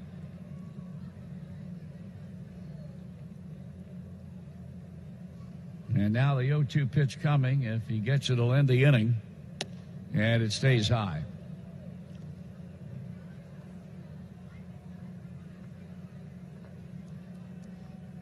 Gotta believe the Reds will go to their bullpen in the 6th inning. Strike 3 call, inning over, 1 run, 1 hit, home run by Bell. It's a 1-run game heading to. With Jeff Brantly, Marty Brennaman back at PNC. We're in the 6th. Trevor Williams is back on the mound, and he'll get Matt Kemp to start it, followed by Derek Dietrich and then Jose Peraza. Pittsburgh led 1-0. The Reds led 3-1. Then it was 3-2. Then it was 4-2 Reds, and now it's 4-3, heading to round number 6. Fastball missing. Kemp has bounced out and reached on a fielder's choice. So he is now 1 for 18 to begin the season.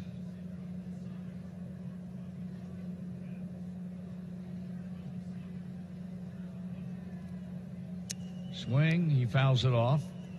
Western and Southern Financial Group wants to strike out cancer all season long. Every time a Reds pitcher strikes out a batter, Western and Southern will make a donation to the Barrett Cancer Center. As Western and Southern says, when it comes to fighting cancer, we are all in this one together. 1-1 the count. Kemp waves at it.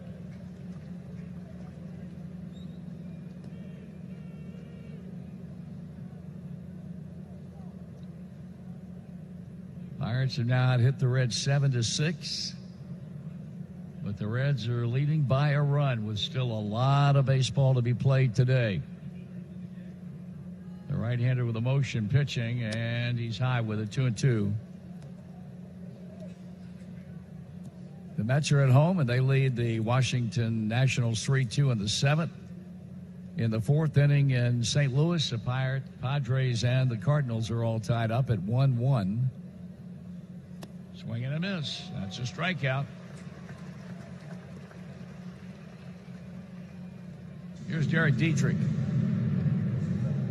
In the 5th inning in Philadelphia, the Minnesota Twins enjoy a 3-1 lead on the Phillies. In the 7th, Kansas City's in Detroit, and the Royals have a 1-run lead in that game. Seattle blanking the White Sox in Chicago at the end of 3 innings, 4-0. And you are up to date on what's going on elsewhere in Major League Baseball on this Saturday, April the 6th. The swing and a foul ball by Dietrich.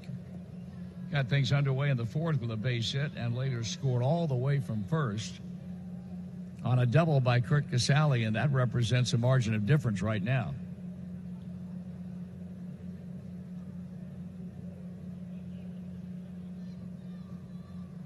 The pitch on the way, and it's just a bit low, 1-1.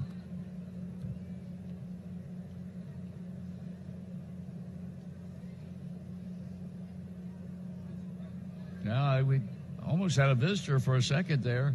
That baby showed some extreme agility and decision-making. Here's a ground ball hit to first by the first baseman, Bell, who dove for it, and Dietrich heading towards second, and the right fielder overrunning the ball, Milky Cabrera, but's able to recover as Dietrich doubles down the line. So his second hit today, and that comes with 1 out here in the 6th, and that's a 2-base hit. He either caught a breaking ball or a changeup, and it stayed middle in. A lot of times you pull that ball foul, he hit it right over the bag. And time is called as Ray Searage, for the second time this afternoon, heads out to the mound to visit with Trevor Williams and battery mate Jacob Stallings. The Pirate bullpen is busy. Fans no more need to eat out when you can enjoy the ultimate appetizer from home with JTM's new Craft House Creations beer, cheese, and pretzel bites. Find his favorite game day snack in your grocer's freezer. JTM, let's create great dishes together.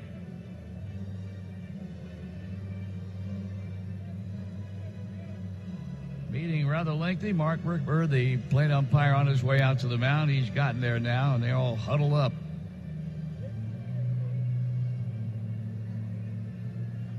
Meeting is over. Searage heads back to the third base dugout, and Peraza, with the intention in this at-bat of getting Dietrich in from second base.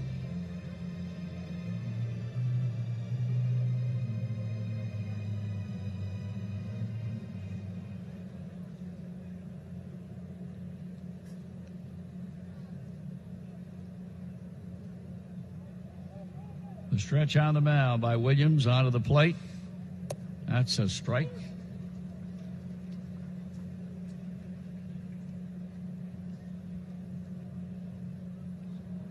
And the Reds bullpen is up and busy again as you get down toward the tail end of this batting order, but they've got still, counting Peraza, 3 hitters before David Bell would have to hit for Tanner Roark. Ground ball to the right side. Kevin Newman throws him out as Dietrich advances to third, but they're now 2 away in the inning. Well, Casale drove him home back in the 4th. I'm sure he'd love to do it again. Every time you get a chance to extend your lead, especially late, boy, you really got to take advantage of it. Casale has scored a run. He's knocked in a run. He reached on a throwing error back in the 3rd inning by third baseman Colin Moran. Came around to score when Farmer homered to center.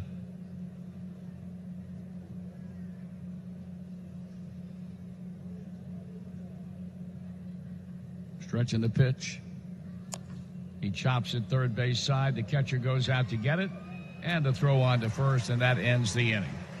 No runs, 1 hit, 1 man left. Middle of inning number 6. Jared Hughes will come out of the Reds bullpen. Hughes will come on for the 4th time. And 3 of now his first 4 appearances will come against his former team, the team he came up with, and that's the Pirates. Indeed, and trying to protect a 1-run lead as he enters here in the bottom of the 6th inning, where he will get the bottom third of the batting order. Most assuredly, the Pirates will pinch hit for Trevor Williams. Jacob Stallings has singled. He's up for the 3rd time. And Hughes works, and the pitch is lined to center, a base hit.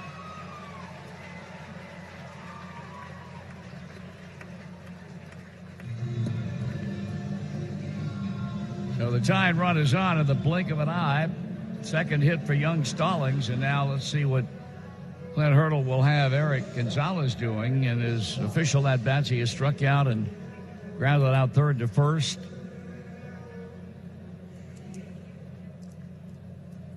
Left-handed batting Adam Frazier has emerged from the Pirate dugout to pinch hit for Trevor Williams. Stallings edging off the bag. And Gonzalez, he bunts first base side, and a good one. Barlow gets it and throws on to first in time. Dietrich there to accept the throw. 3-4 sacrifice for Gonzalez, and now it'll be Frazier to bat for the Pirate pitcher with a tying run in scoring position. All right, folks, it is time for Ask Marty. This is where we ask the Hall of Famer to give his thoughts on any subject, baseball or non-baseball, always presented by CBTS. And today's question comes from Etur Natty. That's good for me. That's the best I can do with that. Any chance we could hear a highlight reel of rants/takes before you step into a well-earned retirement? And do you have a favorite rant or take? The Pirates will bring Adam Frazier to the plate. The Reds counter with left-hander Zach Duke as he comes on for his 5th inning of work. And a big out here for the Reds. Indeed it is, and in many respects, based on numbers, Zach Duke is facing the young man who's gotten off to the best start of anybody on this Pirate ball club from an offensive standpoint. He simply was not playing today in order to give him a day off. And so Duke's got his work cut out for him, and the pitch is swung out and missed on a big sweep and breaking ball. He's had 8 hits and 26 at-bats, 3 doubles, and a couple of runs batted in. But what about the rant? Does that mean something I've lost my mind over? Is that what we're talking about here? Well, yeah. All right. 1 ball, 1 strike. I guess the 2 best rants I've had were at the expense of the Cardinals and the expense of the Cubs. And the Cub deal was the one that created the biggest reaction. Yeah. They really took it to heart. Here's a 1-1 pitch. And that's a breaking ball down on the way 2-1. That was when Adam Dunn hit that home run years ago at Wrigley Field, and about 50 baseballs came out on the field, and I lost my mind and said, this is the reason why nobody in Chicago, outside of Chicago, roots for the Cubs to ever win anything. It was probably a little bit harsh as I reflect back upon it, and it created a rather serious animosity. 3-1 the count from the Cub fans toward me. But the balls were coming from the upper deck. That's a serious injury issue. Well, that didn't cross my mind. But you let them have it. I did, and it was, it lasted for a while, and I had to have security when we went back into Chicago the next time. 3-1 pitch, and a swing and a miss and a full count. And so, that over time, the animosity, I figured, went away. And I certainly didn't say anything in the years that came after that would have created a resurrection of such animosity. Here's a payoff pitch from Duke to Frazier, and he walked him. So the left-handed specialist cannot get the left-handed batter out, and Frazier jogs on down to first. And the batter is going to be Jason Martin. Jung Ho Gung. Yep, they're bringing Gung off the bench to pinch hit, and this is going to force David Bell's hands, I would think. Well, Lorenzen is up, but he has not thrown very much. Well, the Reds may get caught here having Duke to face Gung. I think that's one of the reasons Casale is at the mound right now, to try to give Lorenzen as much time as possible.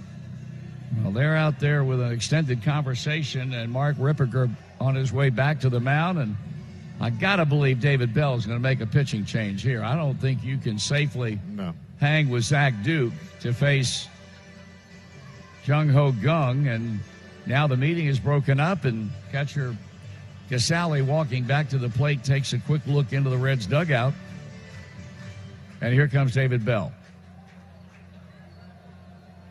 We've seen 3 pitchers in this inning.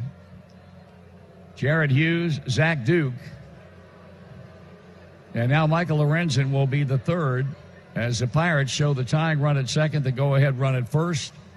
Today is the headline in the sports page of the Chicago Tribune a day after I announced that I was going to retire at the end of the season. The headline said, Marty Brennaman, who called Cubs fans obnoxious, to retire at the end of the 46th season. Very, very disappointed in that type of headline. And to me, it's trying to stir the pot up again. Here's Gung, and here's Michael Lorenzen. And the pitch is ball 1. Well, I would imagine that they felt like if they could stir it just a little bit and get a rise out of you, then maybe it would sell some hits on their website or on their papers. Well, the problem is they're too busy jumping off bridges in Chicago right now to really get worked up about anything else, I would think. Here's a slow roller off the third base line. Lorenzen quickly pounces on it. Good play. He got off that mound right now and covered that ball and threw to Votto to take care of Gung as the runners advance both into scoring position, and the batter will be Starling Marte. That's a spot where Lorenzen really got to show his athletic ability. Ball was hit off the end of the bat. Almost a a bunt type of roller down the third baseline, and Lorenzen made that look easy. He sure did. So now with 2 out, it'll be Marty, who has struck out fly to right and center.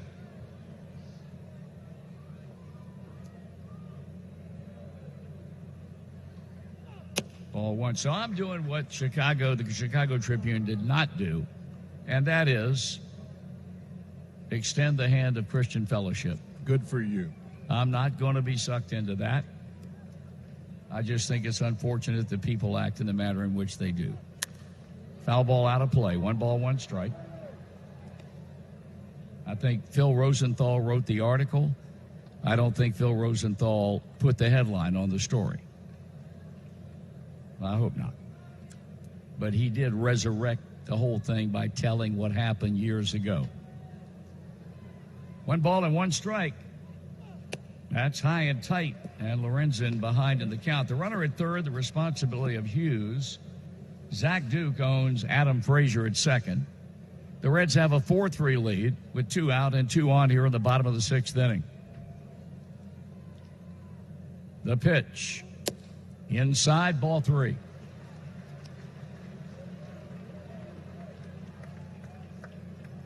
He loses him. He's going to face a left-handed batting Colin Moran with the bases loaded. Behind in the count, 3-1. Marty windmills the bat around and waits, and Lorenzen lets it fly. And it's lined into deep center field, and that ball is going to be in there. It drives 2 runs in, and the Pittsburgh Pirates have taken a 5-4 lead.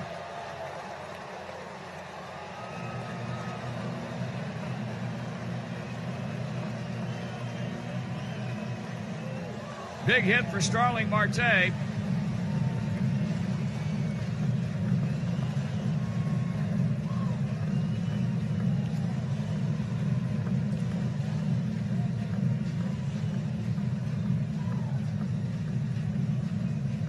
And here's Moran.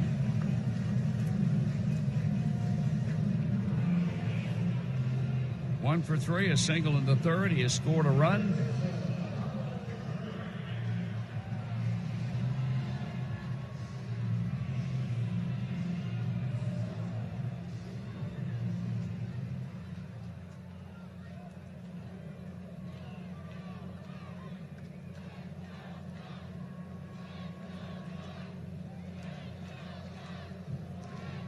Lorenzen stretches after taking too much time to suit Moran getting the sign, and he backed away from the plate.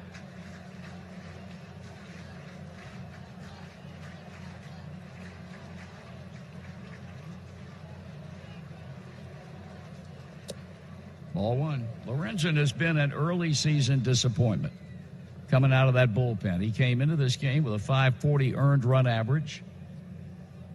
The point I made last night, he rarely retires back-to-back hitters, much less and get 3 batters in a row and developing a clean inning.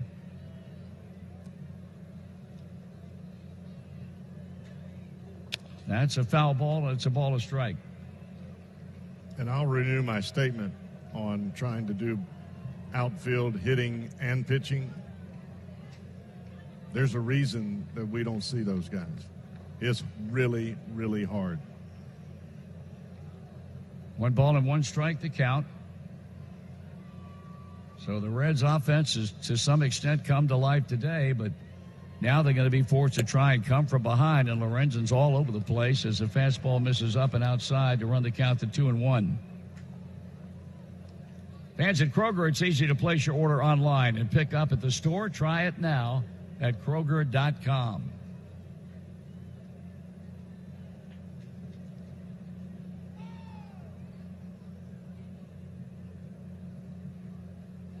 Swing and a miss. It's not been a good inning for the Reds bullpen. Jared Hughes came on, gave up a base hit on the first pitch to Kevin Stallings, whereupon Eric Gonzalez got a bunt down, and David Bell went to the mound, took Hughes out in favor of Zach Duke. He promptly walked the left-handed batting Adam Frazier, turned it over to Lorenzen. He retired Gung, but gives up a 2-out, 2-run double to Marte, and now is 3-2 on Colin Moran.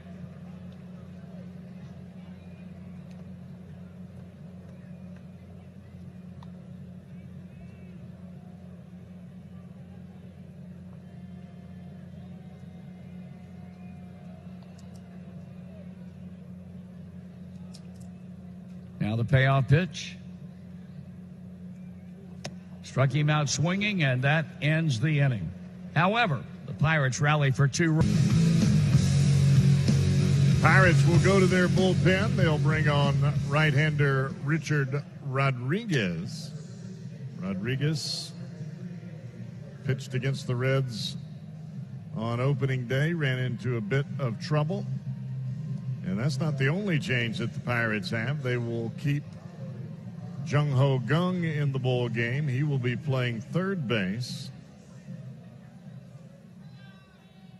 And they will also bring on J.B. Shuck to play left field. So Shuck in left field. He'll be batting in the number 9 spot. Gung stays in the number 1 spot. Pitcher spot now in the number 3 spot in the order, and that would be right-hander Richard Rodriguez. Cal Farmer to stand in. Jesse Winker has moved out into the on-deck circle. Reds trailing now 5-4 after leading 4-2 early.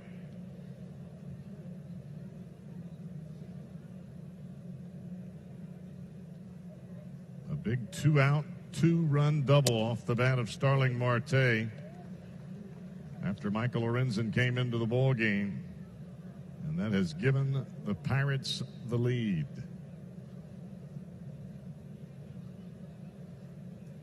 One ball, 1 strike count here to Farmer. Big 2-run homer earlier in this ball game for Farmer. And a fastball cuts off the outside corner. 2 balls and a strike.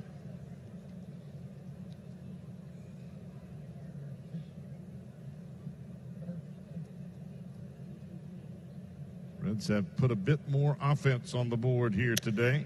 Ground ball headed to the shortstop, Gonzalez. He's got it. He'll throw in time. 1 down.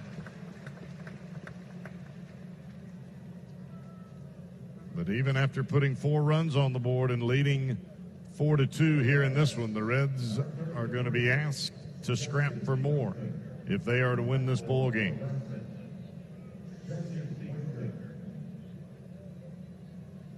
So Jesse Winker will hit in the number 9 spot. And Scott Schebler waiting on deck. Pitch from Rodriguez. Fastball strike at the bottom of the strike zone over the inside part of the plate.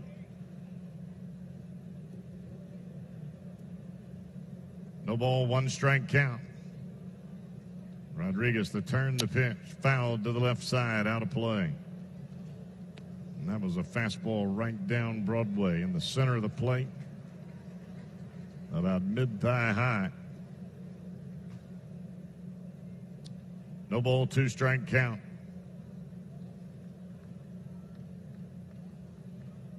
Winker in a hole. Rodriguez delivers. And it's fouled back again. Another high fastball. And Jesse gets a piece of it to stay alive.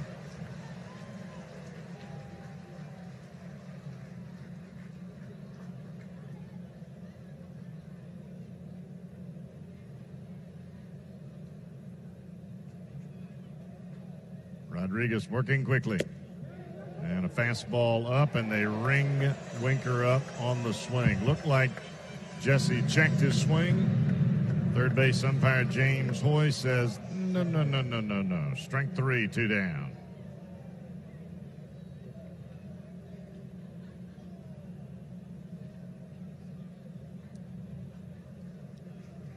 So we go back to the top of the Reds order. Scott Schebler. And a couple of quick outs for Rodriguez. And that's how you're supposed to do it when your team puts a couple of runs on the board to take the lead. You got to get out there and put some outs on the board quickly and get your guys back in the dugout. Schebler tries to bunt there, and he fouls it off to the left side. The Pirates play him well around to the pull side on the infield. They do have one lone infielder, Gung, playing between second and third, and there's strike 2 on the inside corner. Well, Richard Rodriguez is just throwing fastballs, and he's throwing it right in there. Plenty of plate. right around belt high. This ball fouled to the left side, out of play, and another high fastball from Rodriguez.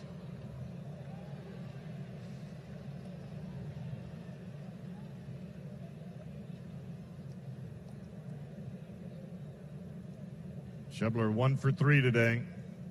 Struck out, singled, and scored, and flied to third in his last at bat. Another 0-2 pitch. Check swing. Did he go? He did not.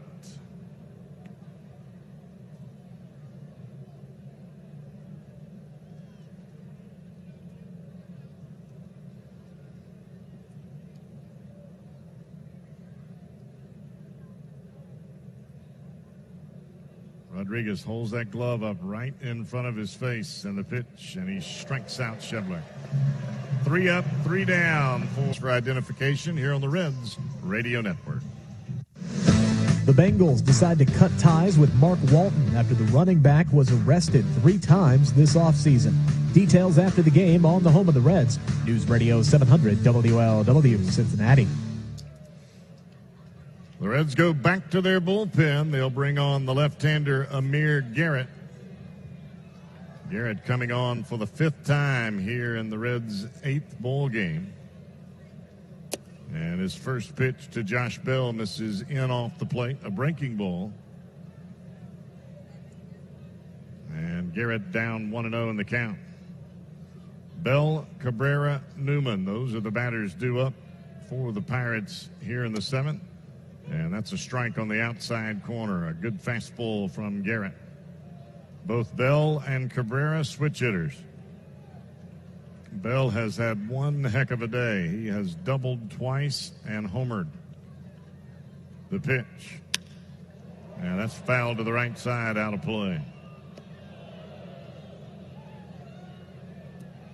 All of those at-bats for Bell came against right-handed starter Tanner Roark.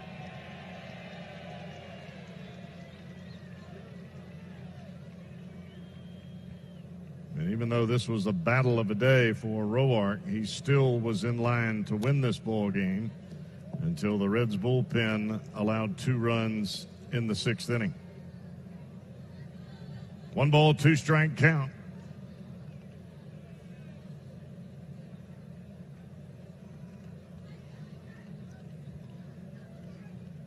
Garrett trying to put a 0 on the board and get the Reds offense back in there and see if they can relight that spark they had back in the 3rd inning.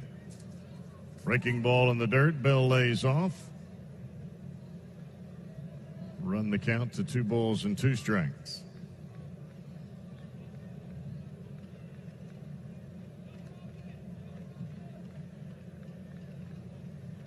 The pitch. Fly ball, center field. Schebler has it measured. He's got it. 1 down.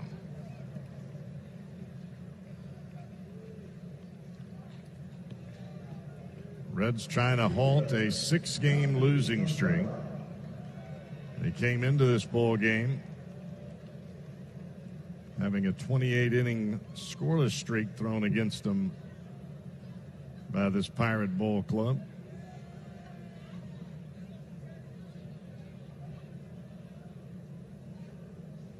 Pitch from Garrett. Ground ball, shortstop. Peraza has it. He will throw in time, 2 down. So a couple of quick outs for Amir Garrett.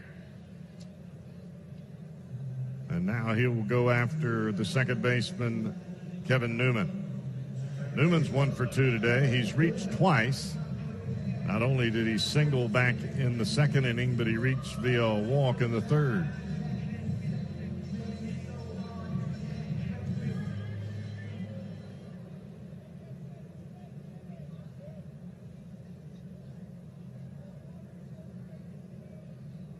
Garrett checks in with Casale, the pitch to the plate, and he misses inside. A breaking ball cuts just in off the corner.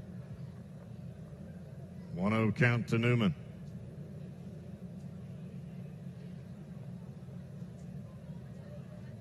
Lefty kicks and comes to the plate, fouled straight back. Looked like a changeup away from Newman that time. Either that or just a spinning breaking ball, but he was well out in front, hit it off the end of the bat.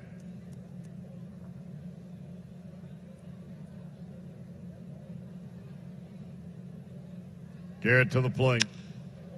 Line drive right field. Diving is Puig. Did he get it? Yes, he did. A nice diving catch by Yasiel Puig as crew chief on 700 WLW. The Pirates will go to their bullpen. They'll bring on right-hander Keone Kela. This will be his 5th appearance. Pitched a scoreless 8th inning here in last night's bowl game. Well, the Pirates really love their setup guy in Kela and their hammer Vasquez, and now Kela's on here in the 8th inning, trying to maintain the 1-run Pirate lead. Joey Votto leads off the 8th, and the first pitch to him is swung on and hit out of play to left, 0-1. This game being brought to you by the aggressive new 2019 Toyota RAV4, street savvy and off-road capable. RAV4 has redefined what a compact SUV can be. For all Toyota offers, go to buyatoyota.com.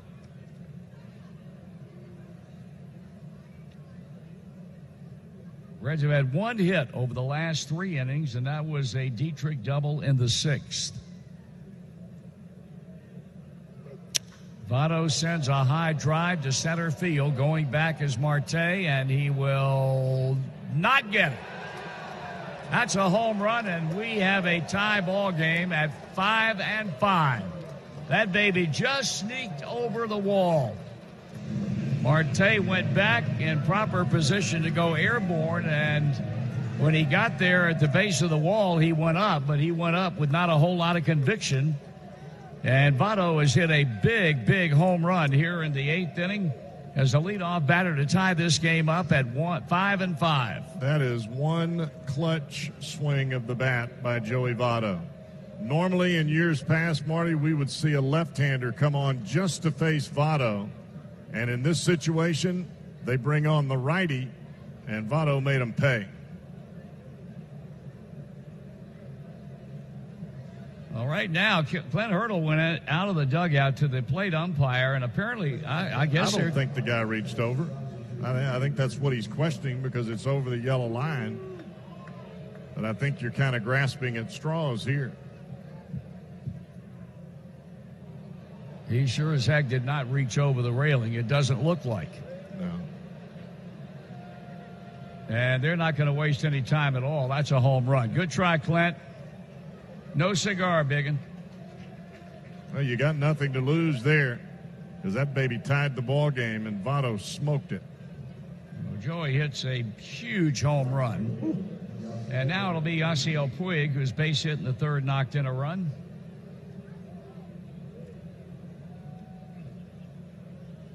Reds have homered twice today. A 2-run homer by Kyle Farmer back in the 3rd, and now this one to tie it up by Votto. First pitch, a strike.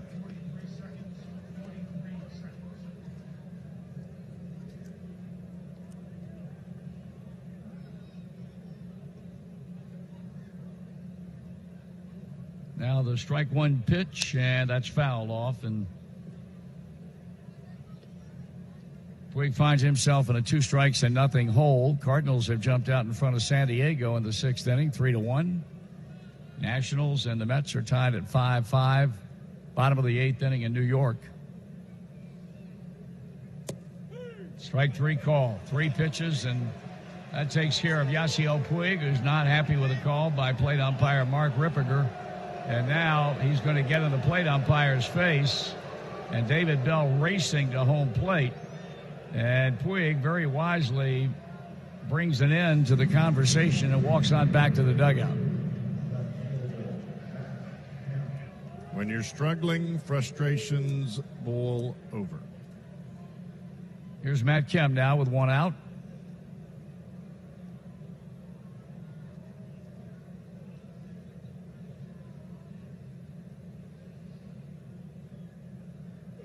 That's a ball inside, 1 ball and no strikes on Kemp, who has gone 0 for 3 today and is now 1 for 19 out of the gate.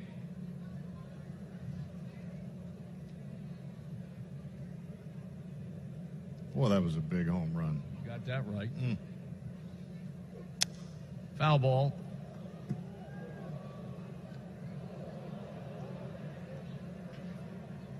because now you have to change. Clint Hurdle's got to change his mind a little bit. Yep. Do you bring on Vasquez just to pitch the ninth after he pitched last night? I'm betting he does. And he went around, could not check his swing, and the count's a ball and 2 strikes on Kemp, who seemingly is behind to the count every at-bat that he has had this season. He's had an incredible time making contact with a breaking ball. And he's in a hole right now as Kella lets it fly. And that one up and in and out of the middle. The catcher Stallings 2-2.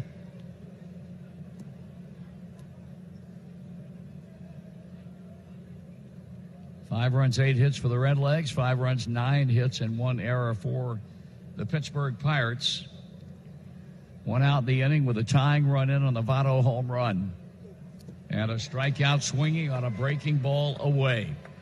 Dropped by the catcher, completes it with a throw to Josh Bell, and they're 2 out. Here's Jared Dietrich looking for his 3rd hit.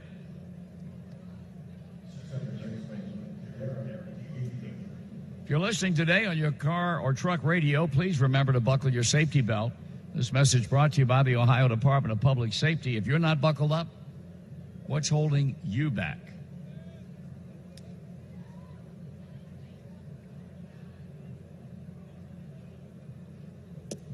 That's a strike.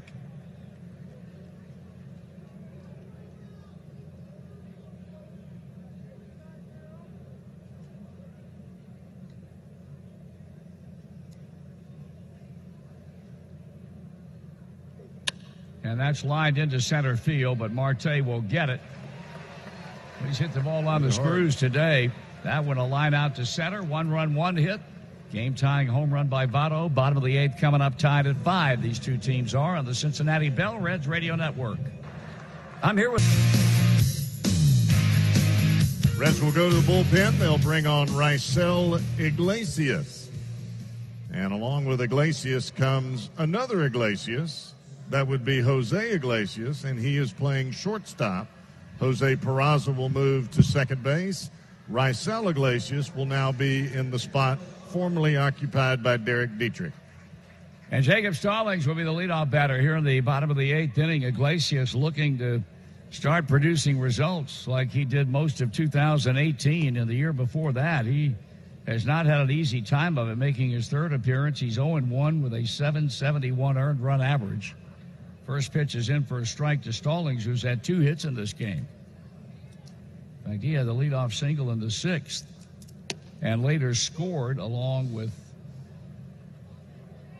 Adam Frazier on the 2-run double by Starling Marte in the 6th that put him in front by a run, and now Joey Votto's home run has gotten the Reds back into a tie.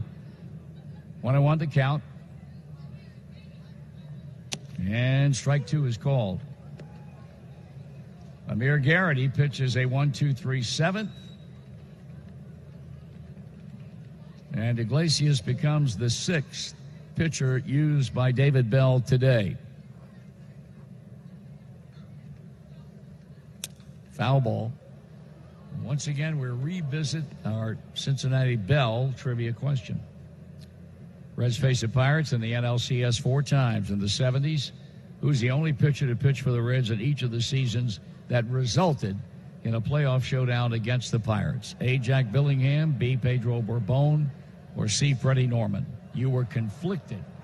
Very. Off the plate, 2-2. You decided on Bourbon. They all pitched in a bunch of those games. I just don't know.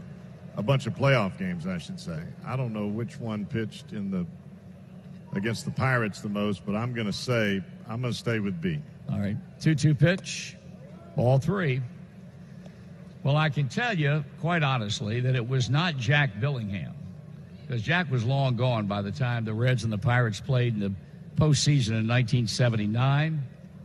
And the answer is Pedro Bourbon. Look at that. 3-2 pitch. And a pop-up. That will be out of play. Casale gives chase. How about that? Reds Hall of Famer Bourbon pitched for the Reds from 1970 to 1979, appearing in games for the club in the 70s, 72, 75, and 79 seasons that resulted in NLCS matchups against the Pirates. He pitched in both of the 72 and the 75 postseason series against Pittsburgh. It's pretty good, pal. That's straight lucky. Pretty good. 3-2 pitch. Fly ball hit back into right field, giving chase is Puig. He got it. Nice play. Pretty good play by Yasiel Puig near the line, deep down the right side. And he picked that baby off to take away a base hit for Jacob Stallings. The thing that made that play so good by Puig, he's running into the wall as he makes the catch, and he never slowed up. There are a lot of guys that run towards that wall. They get a little bit tentative. Not the big fella. Well, he probably broke the wall. First pitch is a ball. He's made 2 fine catches in right field. The one that ended the 7th inning on the ball that Kevin Newman hit. That was huge. And now this one to start off the 8th. Harry Gonzalez, 1 ball and no strikes. And ball 2. J.B. Shuck, moments away from his first at-bat of the game, waiting in the on-deck circle.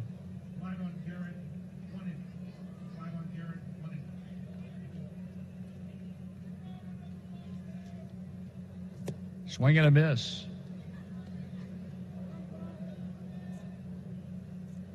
If you're wondering about the 9th, the Reds will have Duop, Peraza, Casale, and Kyle Farmer. If they get that far, then Jose Iglesias, batting in the number 9 spot, would hit. This pop-up is out of play behind first base.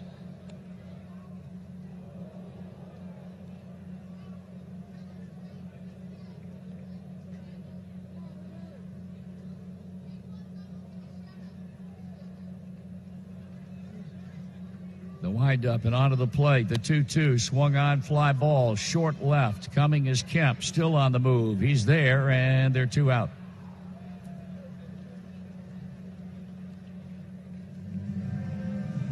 And now J.B. Shuck will stand in. Fans, start this season with 4 new tires from your local Ford dealer and 4 free tickets to see the Reds at your local Ford dealer now through May 5th.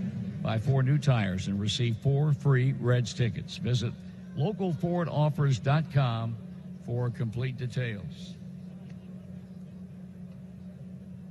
2 men up, 2 men down, and Shuck, a left-hand batter, looks at ball 1. Breaking ball a little sharper today for Raisel Iglesias. Foul back, 1-1.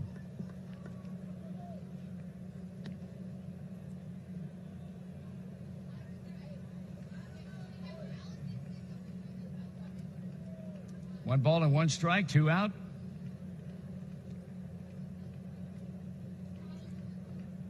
Right-hander studies Kurt Casale, and now wheels and deals, and a foul ball on a big cut. We are getting bright sunshine here in the late afternoon in Pittsburgh. I like it. Yeah. Been overcast most of the day, but very nice temperature-wise, and now the sun's coming out, and hopefully we'll have more of that tomorrow as the temperature is supposed to top out at over 70 degrees here. Strike 3 call. Good fastball down and on the inner part of the plate to lock up Shuck. A good inning turned in by Iglesias, and now the Reds come to bat in the 9th, involved in a tie here. Coming on for the 4th time, 0-1 with a 16-plus ERA in his inning and 2/3 pitch. Now, he's a young man from Downers Grove, Illinois, born in Hinsdale, Illinois, but he played collegiately at the University of Louisville. Now, he can sling it. I mean, he can dial it up. He's just got to get some more experience at this level. 3 years at U of L, he went 7-6 with a 180 earned run average. He's going to work now on Jose Peraza leading off things here in the 9th, and the pitch is fouled off. At U of L, he holds a single season and career saves record. In fact, was so good, his last year was named a Golden Spikes Award finalist in 2014.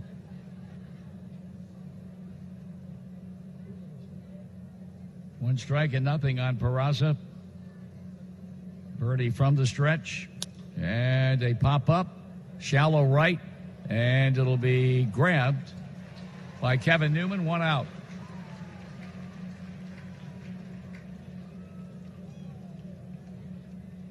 Nick Casale has doubled home run in 3 previous trips. So while the Reds have Peraza, Casale, and Farmer, Pirates in the bottom of the ninth will counter with Gung and Marte and Moran. They'll have the top of their batting order up.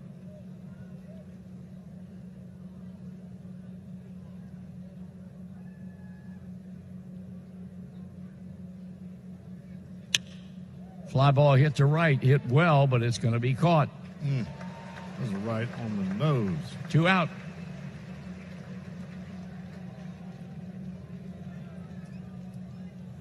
Here's Kyle Farmer, who broke this consecutive scoreless inning streak, stopped it at 30 in the 3rd inning with a home run over the wall in center. Well, we know he can go deep once. Do we know if he can go deep twice in the same game? He takes a fastball for a strike. Well, it would be kind of nice if he could. Oh, good for him. First start in a Reds uniform, and he goes long ball. Now the 0-1 pitch. Swing and a miss. Birdie tried to send this game in the bottom of the 9th inning, tied up.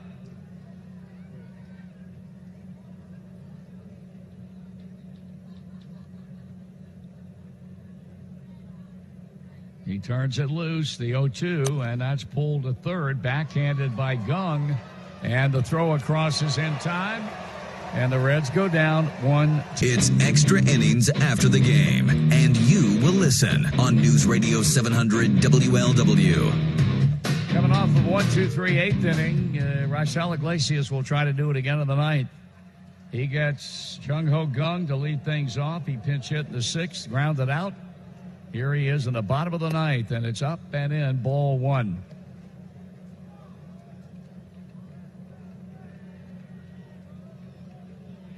Reds fell behind early, got the lead, and kept it until the 6th, and then tied it up on a solo home run by Joey Votto in the 8th inning. And now Iglesias is down in the count, 2 balls and no strikes.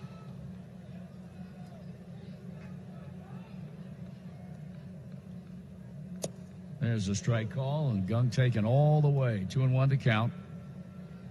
Marte, Moran, they are also going to be up here in the bottom of the 9th as Iglesias tries to extend this game into a 10th inning. He winds, he pitches, and Gung waves at it. 2-2. Pirates had the left-hander Vasquez warming in their bullpen.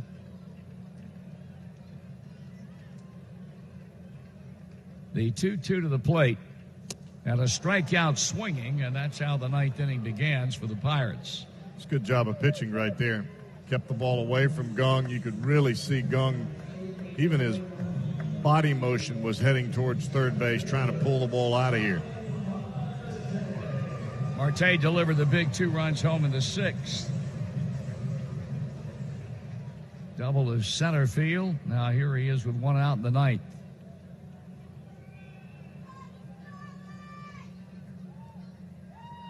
Ground ball towards short. The pickup and the throw by Iglesias, and they're 2 down. Cheer on the Reds when they take on the Giants Saturday, May 4th for as low as $12 as part of the Super Saturdays. The first 20,000 fans through the gates will receive a free bobblehead of Mr. Redlegs in the 1869 Red Stockings uniform presented by Skyline Chili. For tickets, visit reds.com/150.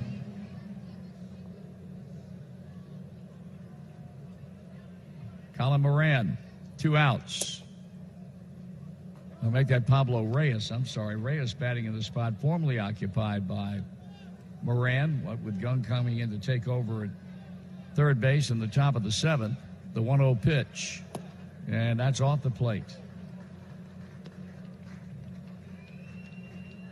So Gung is struck out. Marte has bounced out. Reyes And the 2-0 pitch, and it's hit hard and into left field for a base hit.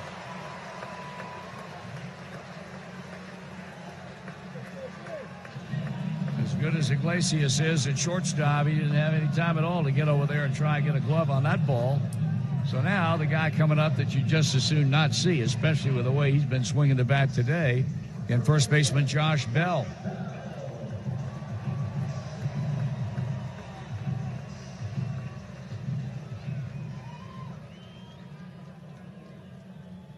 Bell has doubled and homered in 4 plate appearances. He's driven in 2 runs. There's a throw over to first base and a quick tag. And, boy, I mean, that was close. Iglesias put that throw right on the money.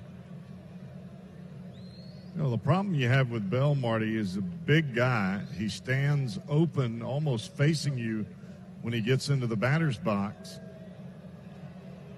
And now David Bell wants to challenge that. They're challenging the out call over at first base on the really pickoff attempt.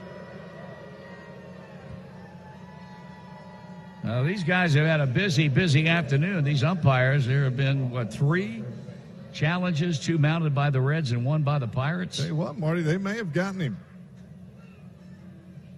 Well, they are going to take a look at it, and everybody's staring at the big board in left field.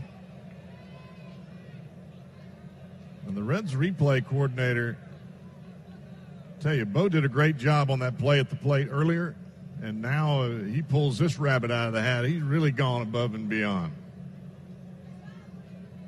Well, everybody is stationary and staring up at the video screen. Iglesias standing down behind the mound.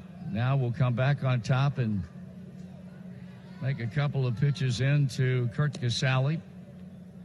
Or Josh Bell stands in. Rarely do you see Votto point to the dugout as quick as he did there.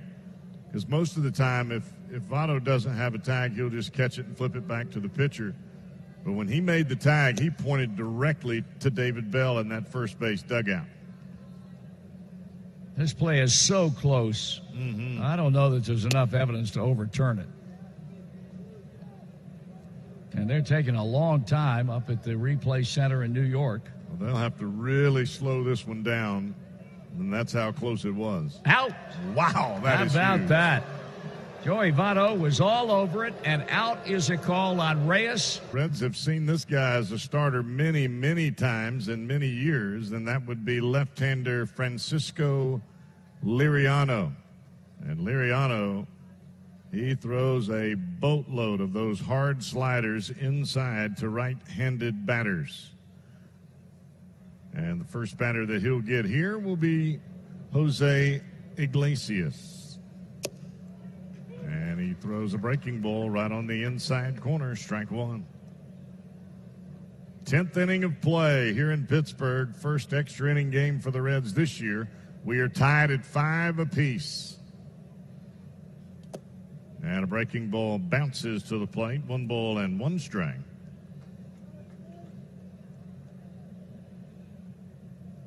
Iglesias, then we go back to the top of the order. That would be Scott Schebler. And then Joey Votto. Votto with the huge home run in the 8th inning that tied this ball game up. Fastball up and away. 2 ball, 1 strike count.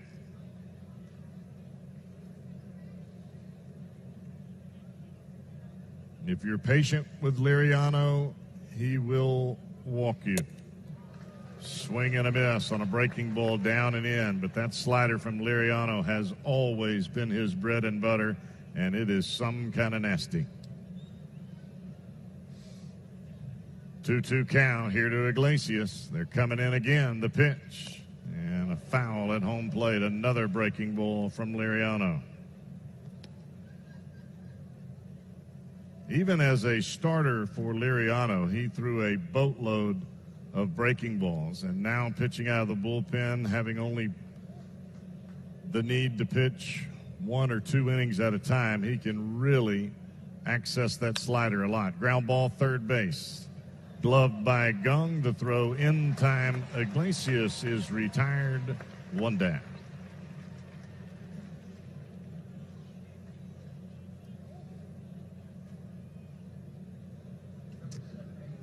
And Eugenio Suarez will be the batter. So Schebler taken down.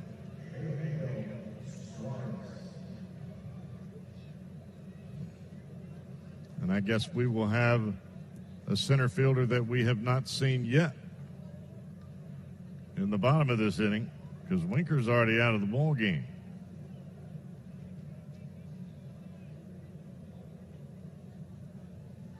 Suarez not playing today. He did not get the start. A day off. Takes a breaking ball way inside. But coming on to pinch hit here in the top of the 10th inning. Reds Pirates tied at 5 apiece.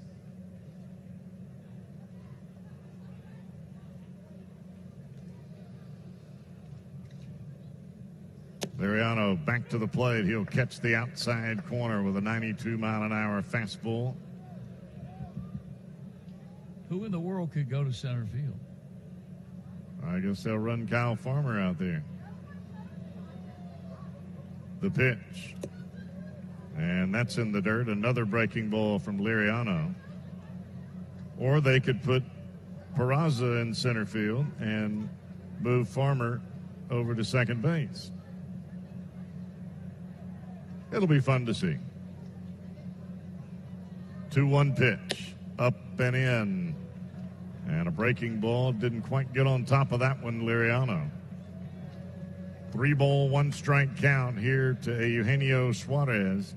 And the Reds would love to just get a runner aboard and create a bit of intrigue here in the 10th. Popped up. Back behind home plate. It'll carry into the stands and out of play.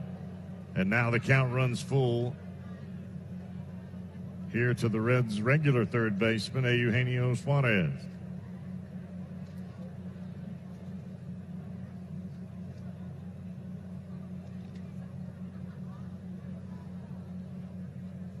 Liriano, the kick, the pitch.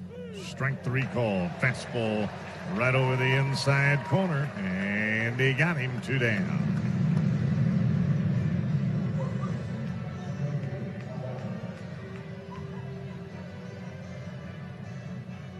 So here's Joey Votto.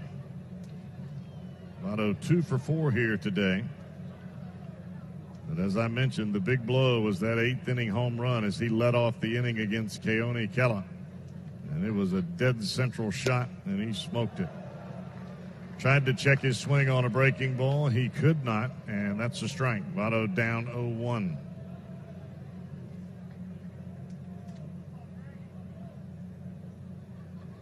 Liriano wasting no time on the mound. He kicks and turns it loose. Another breaking ball, and this time Votto sees it well, and he'll hold up to even the count at a ball and a strike. 2 down for the Reds, top of 10. Liriano.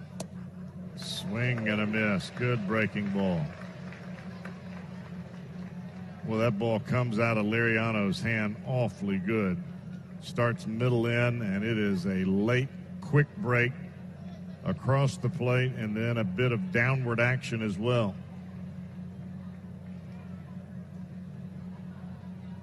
1-2 pitch coming. Struck him out. So back-to-back strikeouts, a 3-up, 3-down inning for... All right, folks, we're heading to the bottom of the 10th here in Pittsburgh.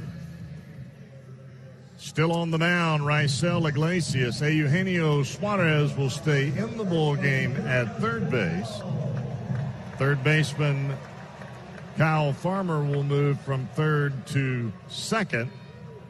And as I predicted, Jose Peraza will move from second to center field. Josh Bell, who was at the plate when Iglesias picked off Pablo Reyes, will take ball 1, a changeup off the outside corner.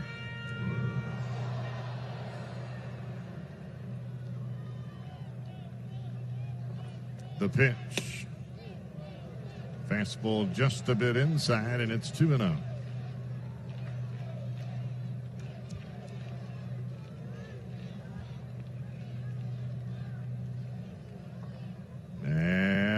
Iglesias to the plate, a swing and a miss on a changeup, and he had Bell well out in front of that pitch.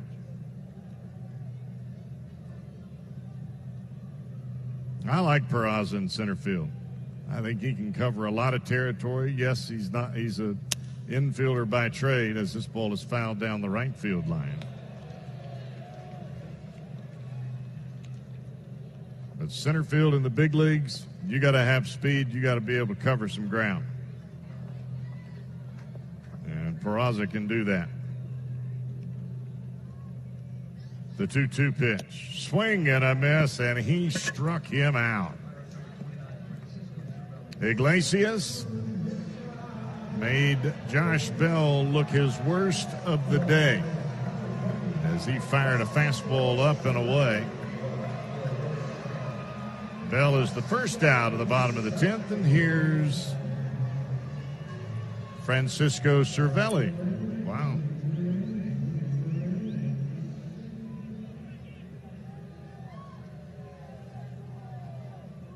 So both managers using all of their bench. The pitch. Breaking ball, strike one. Started inside, snapped right over the heart of the plate.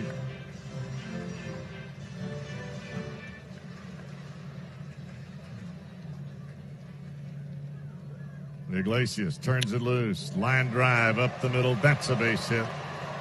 And Cervelli is aboard. More Cervelli is not an easy out anytime.